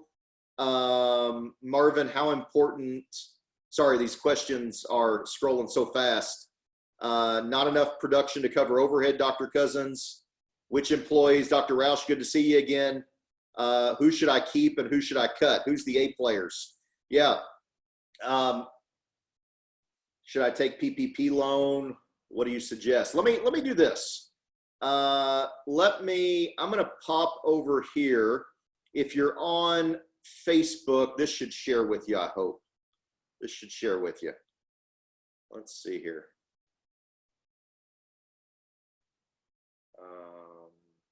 Here we go. Nicole, I'm an office manager. Doctor wants to retire. I want to light a fire. There we go. I love that. Light a fire. Yeah. Let me do a little bit of work here. Getting the team to work together and do their best. Yeah, team-driven practice. Mimi, what do you suggest? Your own insurance plan? Yeah, that's part of. We're going to roll that strategy out in our insurance independence guide. Should I take the PPP or the ERC under the CARES Act, and do I do the PPP loan? How do you do this time? I think a lot of that, Pamela, is going to depend on your specific situation. There's a number of considerations, the strategy around that. Let me tell you, if you go to smartboxdental.com, you can do this alongside me if you want here. Smartboxdental.com and click here at the top. Important update, the Survive and Thrive COVID series. Now, what you're going to see here, you're going to see a couple things. You're going to see a personal video from me inviting you to register. If you want to send your friends here, if you got people that need this kind of information as well, colleagues, friends, associates, employees, the guy down the road that you know is struggling, have him come register. Everything here. You can also see our last 3 webinars, right? March 18th, March 25th, April 3rd, and this one tonight will be up here in a little bit. Now, many of you are asking questions that are focused around our recommended resources here. So I'm seeing questions around the PPP loan. If you're wondering about the PPP loan, come down here and click on this SBA 7A organizer. When you click on this, you're going to go right here. That's going to see that guy there that I don't know who that guy is, but he's pretty handsome. You're going to find here the most recent PPP application. If you don't know how to apply yet, here's the most recent PPP application. This was updated Friday at 1 a.m. with all the latest guidelines. If you need the latest PPP fact sheet, here's the latest information from the SBA on all the terms around this stuff. Everything you need is right here. And then if you want instant access, you can click right up here. This is going to take you right into our organizer. If you want to know, oh, awesome. Look, there's already 18 people in this document right now in the webinar. This is fantastic. If you want to know how to maximize your PPP loan, this spreadsheet we've built is going to do it for you. And here's all you do. Come in here and drop in your P&L. Get your accountant to paste it in. If you've got a separate real estate holding company, drop the P&L here on this tab, P&L and on this tab. And then come in here to this data and analysis. Now, I know not everybody likes spreadsheets. Apparently, some people think I love spreadsheets, but I really don't. They drive me crazy. But this spreadsheet is going to do the heavy lifting for you. You're going to take your P&L and you're going to type in your employee count by month, your total payroll by month. You're going to have to do a little bit of math and figure out your qualified payroll. Pay over $100,000 per employee is not eligible. So if you've got an associate that's making $200,000 a year, you just have to exclude half of their income for the qualified. You drop in your rent, utilities, interest, and insurance, and this thing's going to automatically calculate this. If you have $50,000 a month in qualified payroll, you're eligible for $125,000 on the PPP program, right? Now, what that means is that you can get this money and you can get a loan for 125 grand.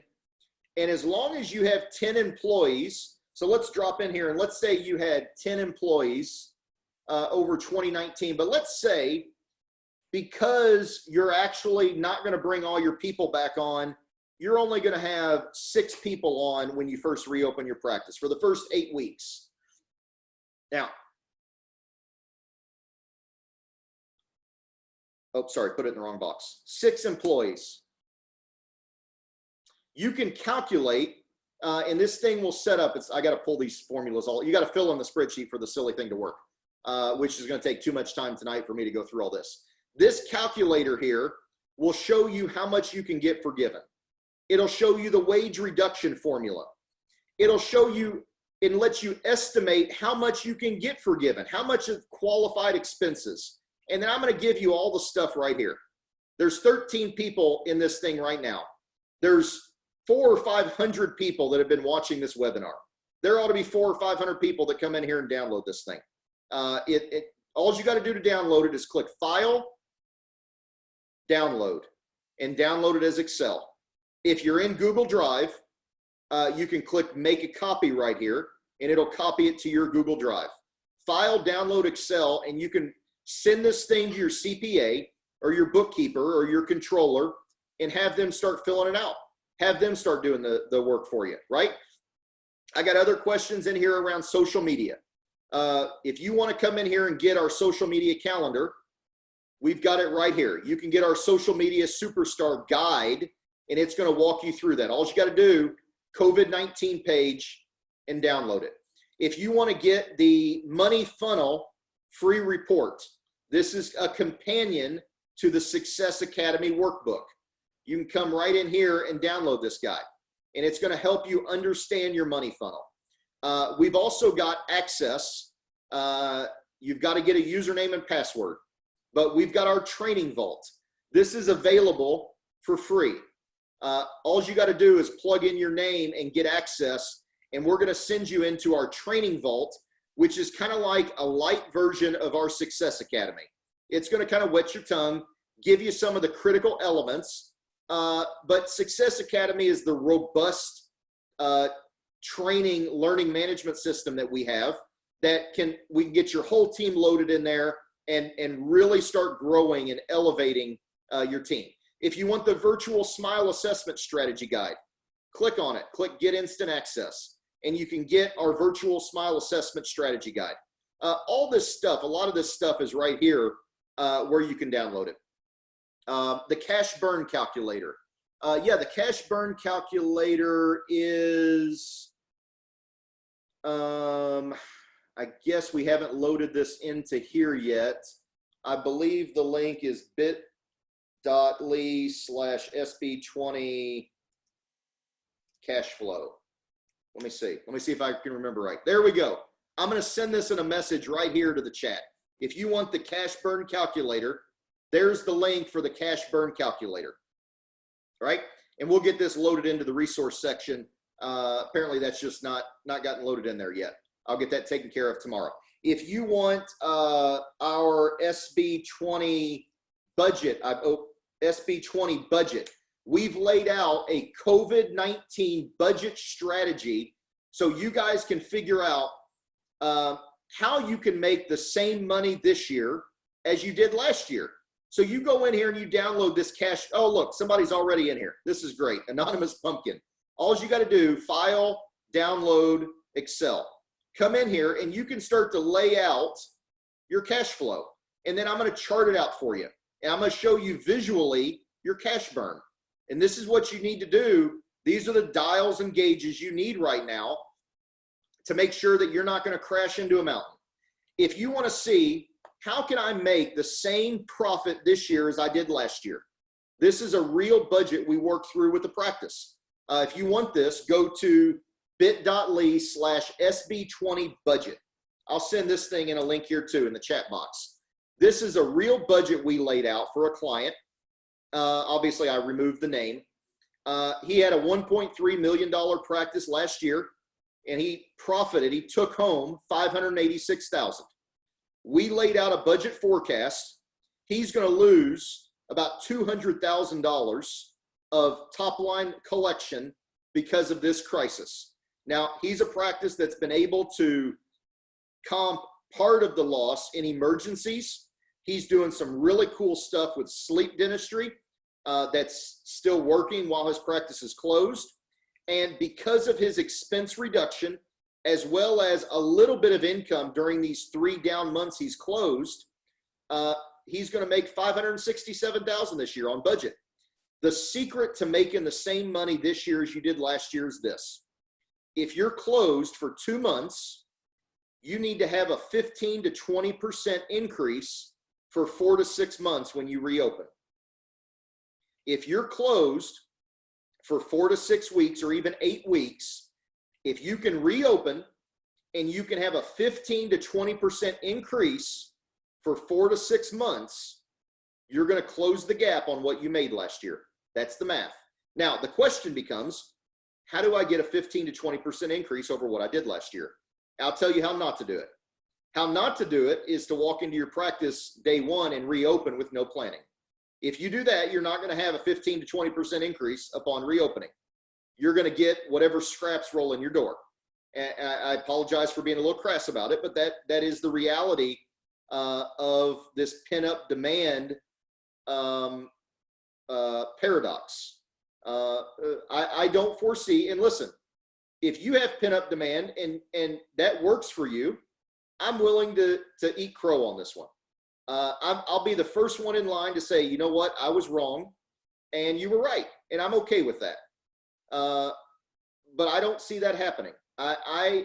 Based on what we've seen during the H1N1 crisis, during the Great Recession, during all these crazy situations that have happened in the past, the pent-up demand is not there. It never is there.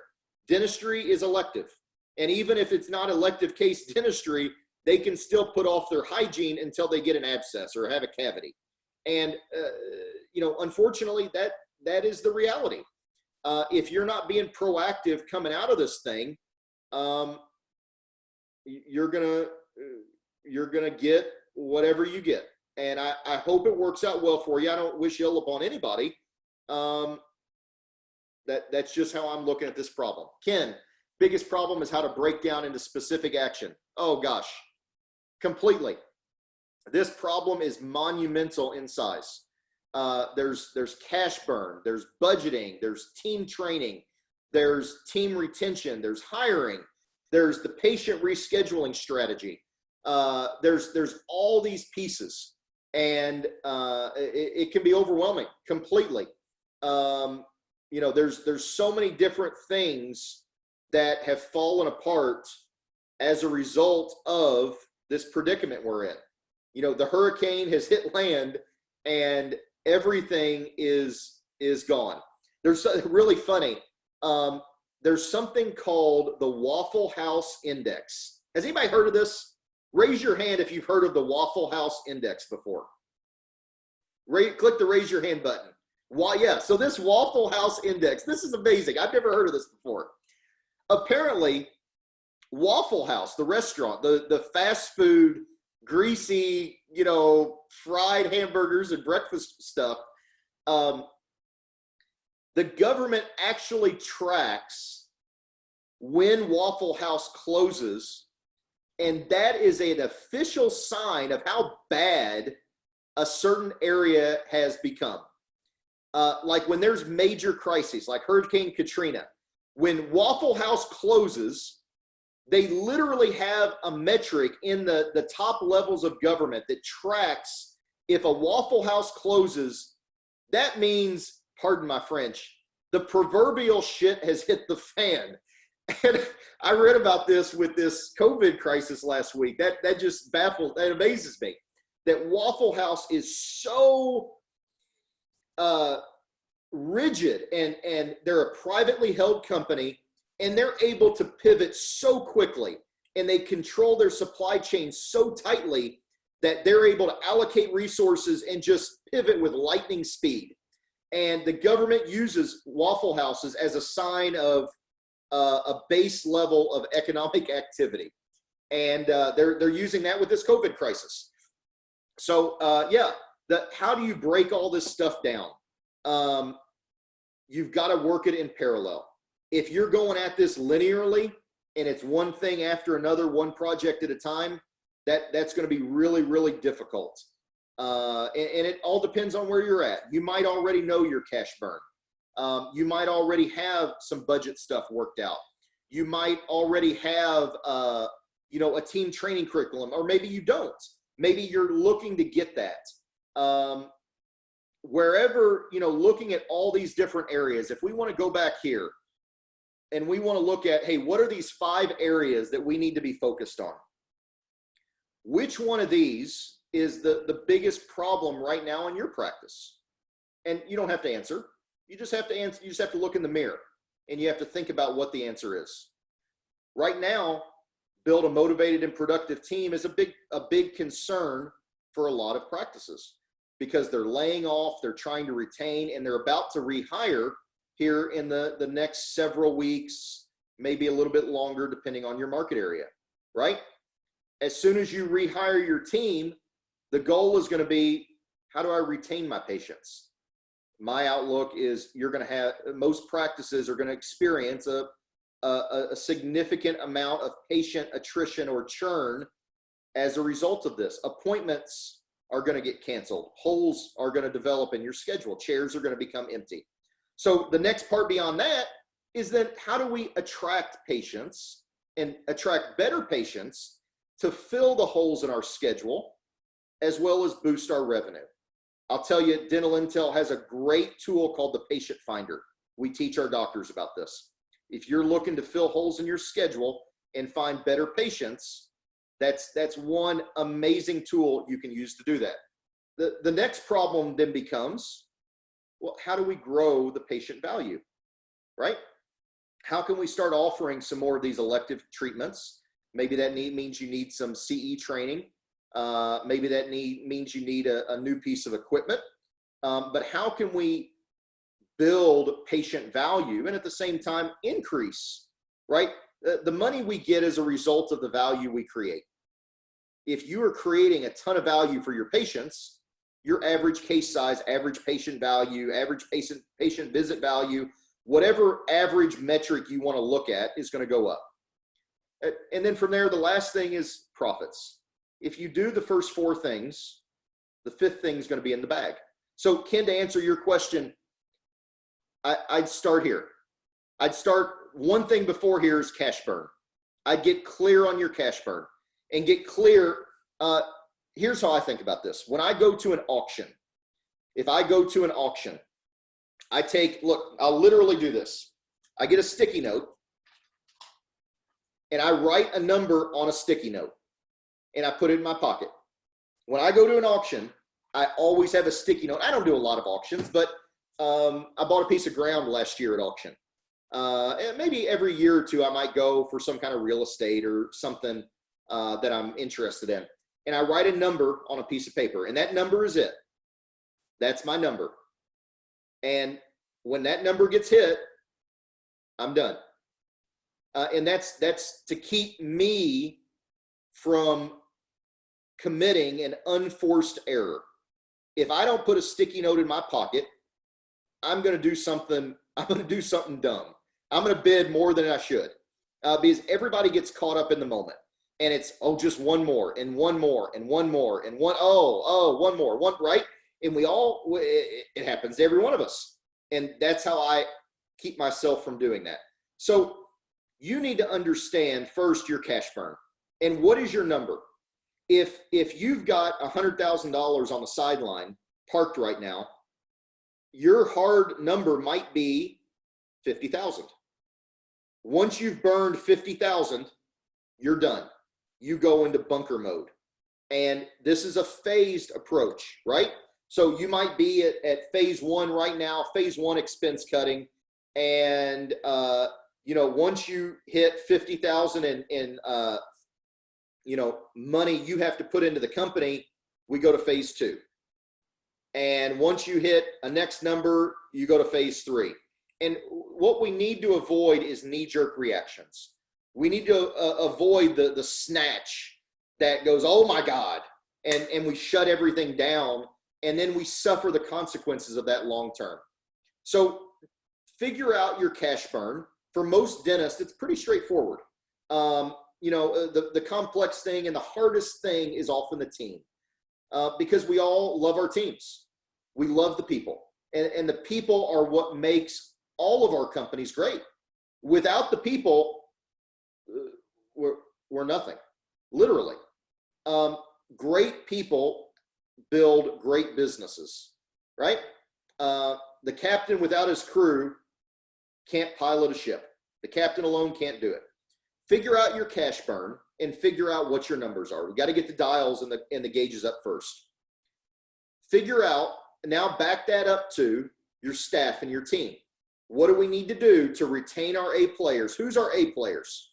If the building burned to the ground, who do we want by our side? Most doctors have that 1, 2, 3. I mean, they're in it no matter what. Like, I just got done watching Bad Boys, the new Bad Boys movie. Ride or die, ride or die. That's what they say. Most practices have that 1 or 2 or 3 people that just ride or die. And then from there, you got to get the tactical stuff figured out. In a crisis, we switch from strategic to tactical. And we're in a crisis right now. All your original budgets, if you haven't done it already, you need to throw out your original budgets, your plans for this year. All that stuff is dangerous, very, very dangerous right now. If you take a trip to Hawaii, you're going to pack sunscreen and beach towels and sunglasses. And if you're putting sunscreen on and the situation changes and now there's a friggin' tsunami headed towards you and a hurricane on top of you, and you're still putting on sunscreen, you're going to die. That's just the reality. And that's what's happened here. Your original budget and your aspirations for this year are dangerous for you to keep in front of you because they are distracting you from the reality and the severity of this situation. Throw them out and let's go build a new plan.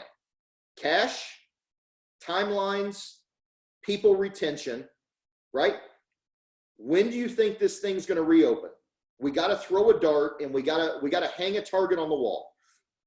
The only thing we know for sure is whatever we decide, it's going to be wrong. We know that for sure. 100%, whatever you decide is going to be wrong. Regardless of what you might think about Rudy Giuliani right now, in 2001, when the planes hit the World Trade Center, Rudy was regarded as a national hero. And he was interviewed down the road and they said, Rudy was credited with avoiding tens of thousands of subsequent deaths after the towers crashed with his response. And they said, Rudy, how did you respond so effectively and so aggressively to this terrible tragedy that nobody ever could have dreamed of? And here's what Rudy said, and I'm going to paraphrase. Rudy said, at City Hall, we had a war room. And in that war room, we had 40 different contingency plans. We had contingency plans for if there was a nuclear dirty bomb that went off in the harbor. We had a contingency plan for if somebody poisoned the water supply. We had a contingency plan for if the subways were bombed. We had a contingency plan for if a high-rise building was engulfed in flames. We had a contingency plan for 40 different catastrophic scenarios, but they had no contingency plan for if a plane were to hit a tower. But yet, because they had spent time figuring all these things out, when the World Trade Centers were hit, they went to the war room and they pulled bits and pieces from every plan and they had it ready. The value in the planning that I'm asking you to do is not in the plan that you create. It's not in what you decide on tonight. It's beginning to build the base of your understanding around your assumptions. We all make assumptions. Every day we make assumptions that the sun's going to come up, that our car's going to start, that we're going to make it to work, that my computer's not going to be broken when I come sit down in front of it. And we make all these assumptions, and yet oftentimes it's those false assumptions that derail us. All of the things in my life that cost me a boatload of money started out as a great idea. Every one of them. And it all started as a great idea with bad assumptions. And it turned into an economical nightmare, right? We all have those stories. Keith Cunningham talks about this a lot. Keith Cunningham asked the question. He says, smart people do dumb things. And I'm going to prove it to you right now. How much money would you have if I gave you the power to undo any 3 decisions you've made in your life? There you go. There's your proof that really smart people can do really dumb things. And building this cash flow burn calculator and starting to understand this gives you that base. You're developing your contingency plans, right? Now you know where these phases and these markers and these triggers are at. If you have $1 million on the sideline, you might be willing to put in 100,000 right now to keep your staff on board. If you have 100,000 on the sideline, you might be willing to put in a portion of that. If you've got no money on the sideline, you need to be very, very judicious about your capital and where you choose to invest it right now. Once you spend it, it's gone. And once it's gone, that's it. Businesses and dental practices can go for a long time without profit. You cannot go for very long without cash. Cash is oxygen. You can survive 3 or 4 minutes, if you're a Navy SEAL, maybe a little bit longer, without oxygen. And that's the same for your business. You can go 2 weeks without food, 2 days without water, and 2 minutes without oxygen, right? Cash is oxygen. We got to make sure we have cash right now. So your particular situation is going to be dictated by that. But I'd start with the cash, figure out your burn, put the sticky note, stick it on your computer screen. Here's what I'm comfortable with, and decide now. Don't wait until you burn $100,000 to decide on where your line is at. You got to decide now, right? Figure out how you're going to retain your best people. One idea might be to offer them a bonus, a sign-on bonus upon your practice reopening, and pay for that sign-on bonus out of the Paycheck Protection Plan. That's one idea. So there's lots of ways to skin this cat. Ultimately, we got to get the critical things of the business figured out first. Once we get that stuff figured out, then we get into the fun stuff. Then we get into the team training. How are we going to grow your team during this downtime? This is a crazy downtime, but it's no different than Christmas or 4th of July or Thanksgiving or Memorial Day or Labor Day or Passover. If you're Jewish, you know, that time you may have your office closed. You may have team members that are of a different faith that can get in and use some of this stuff in the downtime of your practice. So you've just got to, you got to start to build the base and understand all these things. Tell us more about your social media suggestion and plans for your clients. Anonymous. So the social media calendar that is out here on the resource center of our site we've laid this all out. So you can plug in your information here, send me this report. Well, it's going to email it, I believe. Let me see if I can get it here up on the screen right now. Yeah, so it's going to email it to me. So I'm not going to get into my email right now. It's my email is always a little embarrassing after a webinar. I get kind of anxious whenever I have more than about 10 unread emails, and usually coming off these webinars, I have about 100 unread emails. So yeah, if you go out there and plug that in, that'll send you our social media calendar. We're also integrating our virtual smile assessment into your social media and getting some social exposure out of that, and making sure that we're leveraging social because that's going to be a big channel. That is a big channel. It has been a big channel. The Dentist Money Funnel report, remember, is the companion to the Success Academy workbook. This thing right here, bit.ly/SA workbook. I'll pull this up right here and walk you guys through it a little bit, show you kind of what we're doing. This is a 17-page workbook, and it's actually not 17 pages. It's actually 34 pages, because realize this is in a 2x print format. So 34 pages of content around the 5 A's. Let me blow this up a little bit. We're going to start off, and we want to build it first. We want to get your avatar down. This is the base of all your hiring. You want to grow A players. You want to retain A players. You're going to need to hire people as you regrow your practice coming out of this and ramp things up.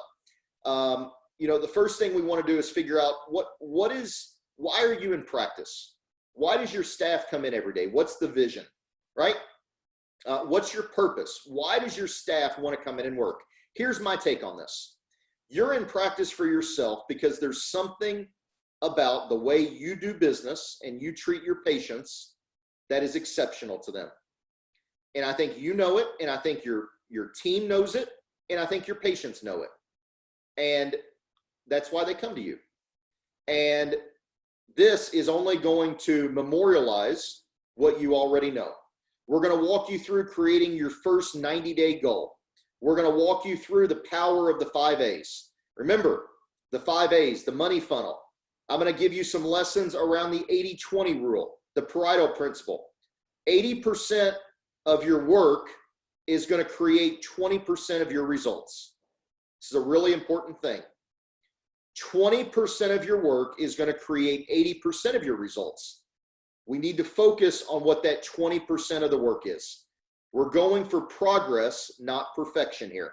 And a lot of really amazing dentists I know are perfectionists by trade. That's what you do every day, is create perfect teeth.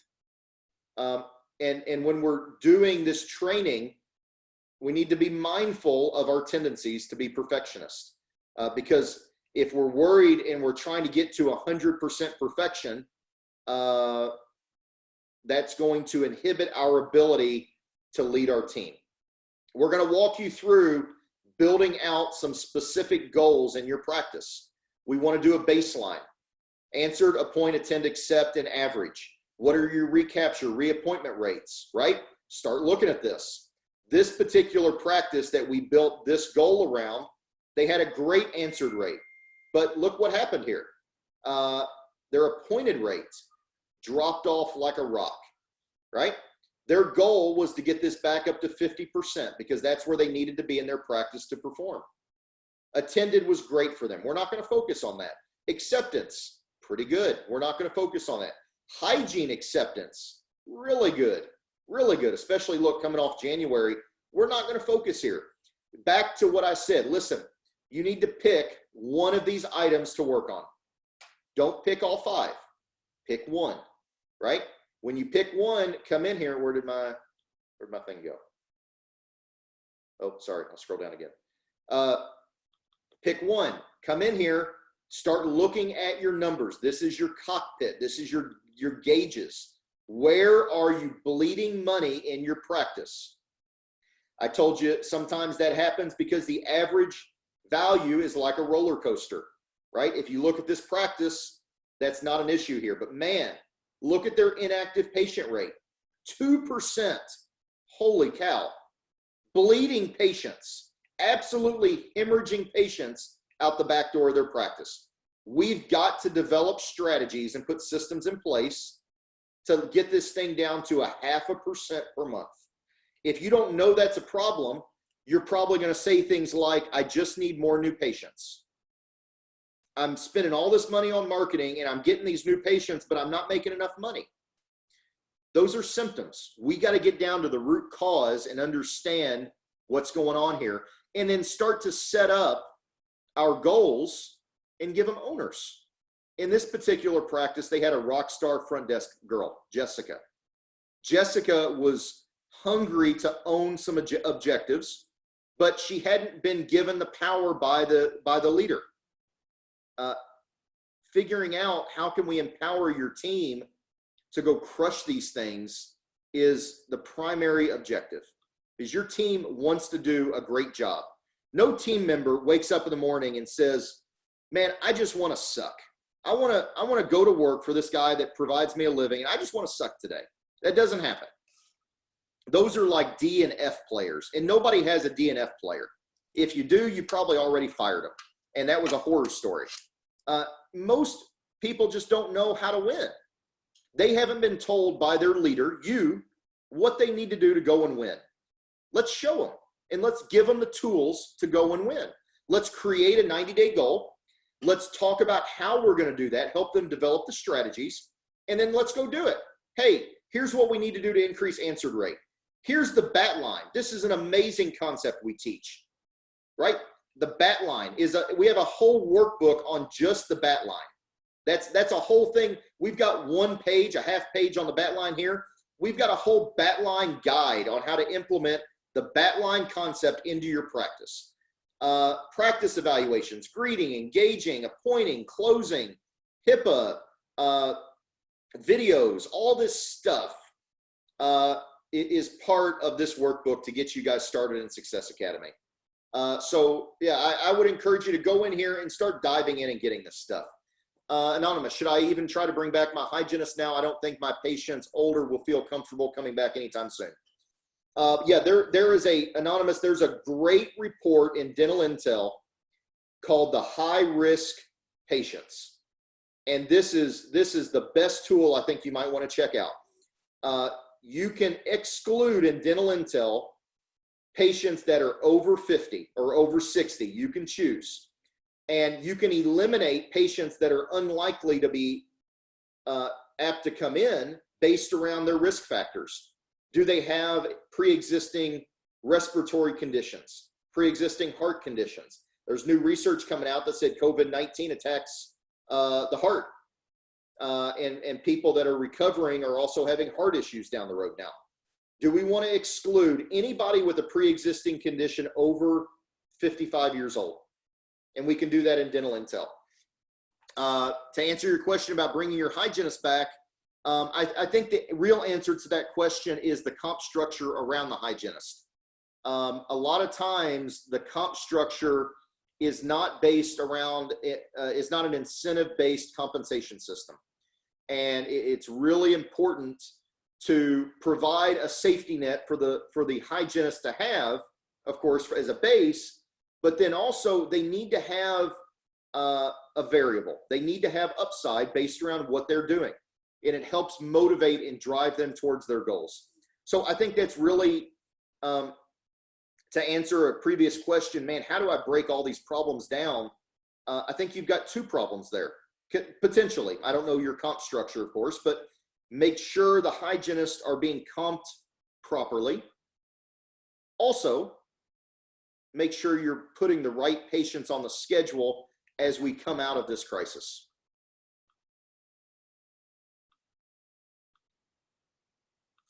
Questions? Let me scroll up here. See, I got so many questions here. I haven't had a chance to go through yet. Time to do, yeah, let's see. Wow. Let's see, what's a good one we can answer here?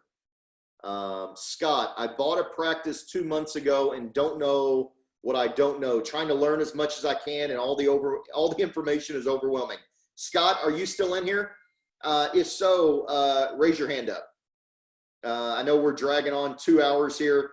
Man, I like to keep these to an hour, but I told you guys there was a whole boatload. Yes, Scott's still in here. Raise his hand. Great. So, Scott, I think you just bought a practice 2 months ago. Is it a startup practice or was it an existing practice?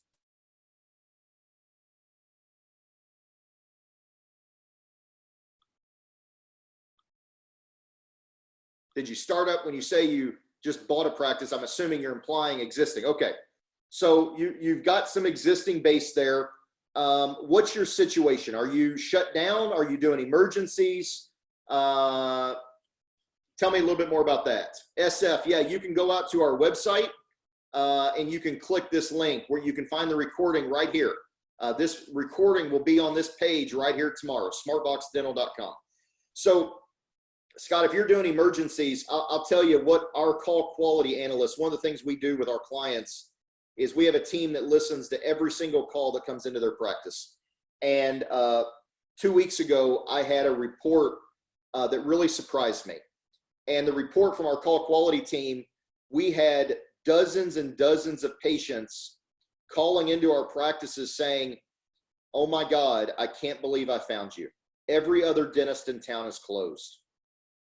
If you're seeing emergencies right now, I'd go get the biggest sign you can get and stick it in your front yard and say, you have an emergency, we can help.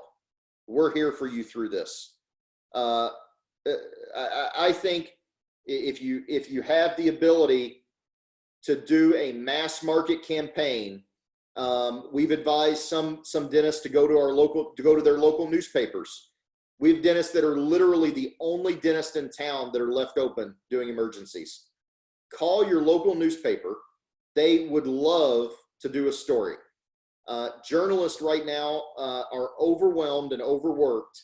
And if you can give them a great story, they are very happy to not have to dig for one. The best ways you can get your name out, you've been keeping your radio ad up, which is big in my town. Yeah, that's great. The more of those emergencies, and remember, you're going to retain a percentage of these emergencies after your practice reopens. Right now, that's the name of the game, is emergencies. There's some doctors that are doing some stuff with sleep. There's some implant doctors, but largely those are doctors that have already established what I'll call expert status that are doing implants right now. The biggest thing is those two links above, your budget and your cash flow. And don't do them in that order. Do the cash flow first. Get your expenses in there. If you just bought a practice, I'm going to make some assumptions. You don't have to answer, but I'm going to make some assumptions here around why I'm giving you the advice I'm giving you. Most doctors that just bought a practice don't have $500,000 parked on the sidelines. Cash is tight. Now you've got an existing base that you're working with, and that's good. Communication with your patients is going to be important. The safety and security plan letter that we provided in the webinar tonight, this thing writes,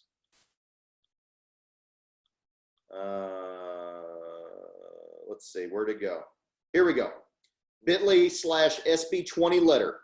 I'd send that letter out to all your patients. It'll cost you a first-class stamp and, you know, a penny to print a sheet of paper out on your letterhead. I'd send that out to your whole patient base. Understand your cash burn. That's the thing that's going to kill you is lack of oxygen. If you run out of oxygen, you're going to die. And cash is oxygen right now. If you have already figured out your cash burn, great. Kudos. That's a great step. Now, if you're good on your cash burn, if you're cash neutral or better, that's great. If you're burning cash, how do we need to cut expenses or trim things to right the ship? And maybe you've got a little bit of money on the sidelines. Maybe you can invest a little bit, but just remember, once you invest it, it's gone. And if you're in a cash burn situation, you know, some other advice, if you're newly graduated, everybody's deferring student loans right now. Most all banks are deferring principal and interest payments right now. Now, some banks are still going to accrue interest on you, but you don't have to make that payment right now. Every kind of payment you can defer is going to be critical. Everything you can defer or get abated. I've got a great letter. I haven't even shared it, but I've got a great letter that you can send to your landlord and explain the situation to him. If you send me an email, I'll send you the letter I have. We just wrote this for a client this afternoon. We helped him structure a letter to his landlord to really relay the severity of the situation. Shoot me an email. Here's my email address, and I'll give you this letter that we just put together this afternoon. Get some abatement on your rent. You know, if you play in real estate and you know a little bit, or you've heard the term cap rate before, a 6 to 8 cap rate means that, and that's kind of average in the commercial rental market, 6 to 8 cap is where a lot of properties get bought and sold at. That means your landlord's break-even point is at about 50% of your rent. I'd go to your landlord and offer him, we're in a pinch, and use the letter I'll send you. Shoot me an email and I'll give you the letter. I can't pay rent this month. Things are really bad. I need some abatement. I want to pay you half. I want to work with you. Listen, I want to be here long term, but we're both in this together. And if I go out of business and vacate your rental property, that's not going to help you or me, right? So how can we do this thing so that we both win coming out of this? And we're both going to have to take a little bit of a haircut to make it through. You're going to have to haircut your rent, and you know, I'm taking a haircut on everything else I'm doing. You know, your patients are down and you're doing emergencies only, and you know, all that stuff. So yeah, I would start there. focus on your expenses and your overhead and your cash burn is the biggest thing. You know, I've got 13 pharmacists in my family. I had 12, and I thought it would be a good idea if I married one. So now I've got 13. Dentists doing emergencies only is kind of like pharmacists only selling Plaquenil or only selling ibuprofen. It's painful. I know. You know, we got to make sure that our expenses match the reality of our situation. We can't be overly optimistic here, right? We just want to make sure that we're weighing these things. We're going to come out of this and it's going to be okay. But in the meantime, we can't be burning hundreds of thousands of dollars in our cash to keep expenses on board that are not servicing our clients and our revenue. And ultimately, that's what we have to do. We have to put our team at the right size so that we're able to service what we have today. We're not optimizing to try to service our patients 90 days from now. 90 days from now, we'll be out of this crisis and we'll be rehiring people and we'll be stepping things back up. And we're going to hire people because we have to service those additional patients. Right now, we need our expenses to match what we're doing right now. And a lot of times, I've seen a lot of doctors that delay stepping things down, and it costs a lot of money. On the flip side of that, coming out of a major crisis like that, a lot of times as we're ramping up, there's unrealistic expectations about staffing loads and how much overhead is required as we're ramping back up. And oftentimes there's a lag ramping up and patient care suffers, right? If you go from $20,000 a month to $100,000 a month and you still only have 3 staff because you didn't have a ramp up plan in place, when you slingshot back coming out of this, your hair is going to be on fire. And we gotta try to keep those things together, going down and coming up as evenly as possible. So those are 2 big concerns. Looking at your overhead. My buddy Dr. Mike Abernathy has a great business card guide for what kind of ratios your expenses should be at. 20 to 25% for labor, 6% for marketing, so much percent for office supplies, so much percent for your rent. He breaks it down for you. If you shoot me an email, I'll share Dr. Mike's card with you. Mike and Max are uber smart guys. They've got probably 100 years of experience. Mike ran, I don't even know, a $20 million, he grew from the ground up a $20 million practice down in Dallas, Texas, a suburb of Dallas, Texas, McKinney, Texas. If you don't know his story, I can connect you with those guys. They're brilliant. I'll give you their overhead card to help you figure out where these expenses need to be.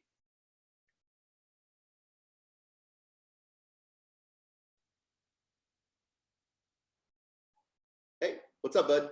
You want to come say hi to everybody?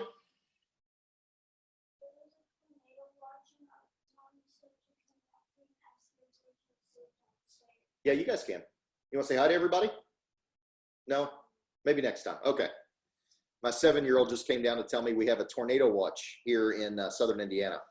So we're apparently all sleeping downstairs tonight. So watch, not warning. So we're all good. We'll be in the basement. Don't worry. Yeah, any other questions? I'm going to open this up. What questions? Man, we've covered a lot of ground tonight. I hope you guys have gotten a lot of value out of this. I've enjoyed doing it a lot. I'm going to be back next Wednesday. I'm going to do this every Wednesday. I'm going to be right here, the exact same link, the exact same background. I love I'll tilt my screen up there. You can see I got pictures from World War II. My grandpa fought in World War II. He was actually over on Iwo Jima. I got some great stories, and I've always loved the era of history. And I'll be right here, same place, same time. Hey, can you give me a few more minutes? Okay, thank you. Same place, same time. We'll have 5 new strategies next week. One big one is going to be the marketing side. We're going to go through the 20-week 4-phase marketing plan. The recording, like I told you, the recording, come to smartboxdental.com and then click here at this link on the top of the site. The recording is going to be right here. So many of us just need the captain to show us the way. Thank you. Well, I'm here to be I'll show you the way the best I can, and we're going through this together. If you can lead your people and you can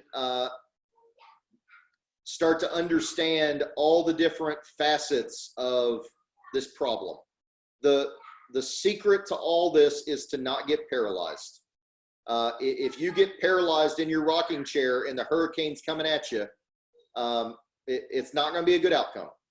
And we've got to avoid the analysis paralysis and keep solving new problems. If we can keep solving these new problems, breaking apart, you know, why is this COVID a crisis? Well, all these different things, right?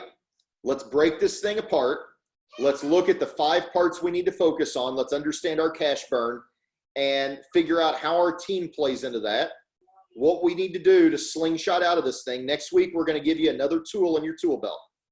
Next week, we're going to give you the 20-week marketing plan, the 4-phase marketing plan that's going to slingshot you guys back out of this. It's 2 to 3 weeks before you open. Phase 1 is what you're doing now during closure or relative closure. Phase 2 is 2 to 3 weeks before closure. Phase 3 is at open, and phase 4 is 1 to 3 months after open. We're going to break this whole strategy apart for you next week. My VP of marketing, super sharp guy, Trent's going to be on here. He's going to walk you all through it. I'm going to be on here too. We're going to take questions. I'm going to try next week to not go 2.5 hours. I'm going to have to drink a lot of water tomorrow to make up for this one. But yeah, if you have questions, email me. I'd love to hear what are your concerns? What's the biggest problem impeding your progress?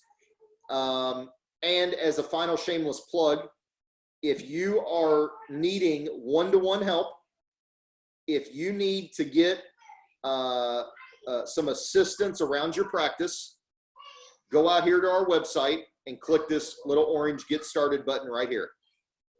Guys, Ben and Emma. Guys, not right now, please. Sorry about that. Go out here and click this Get Started button. Click right here, and it'll kick you over, and we're happy to talk to you one-on-one. With that, I will, if no more questions, any last questions? Going once? Going twice?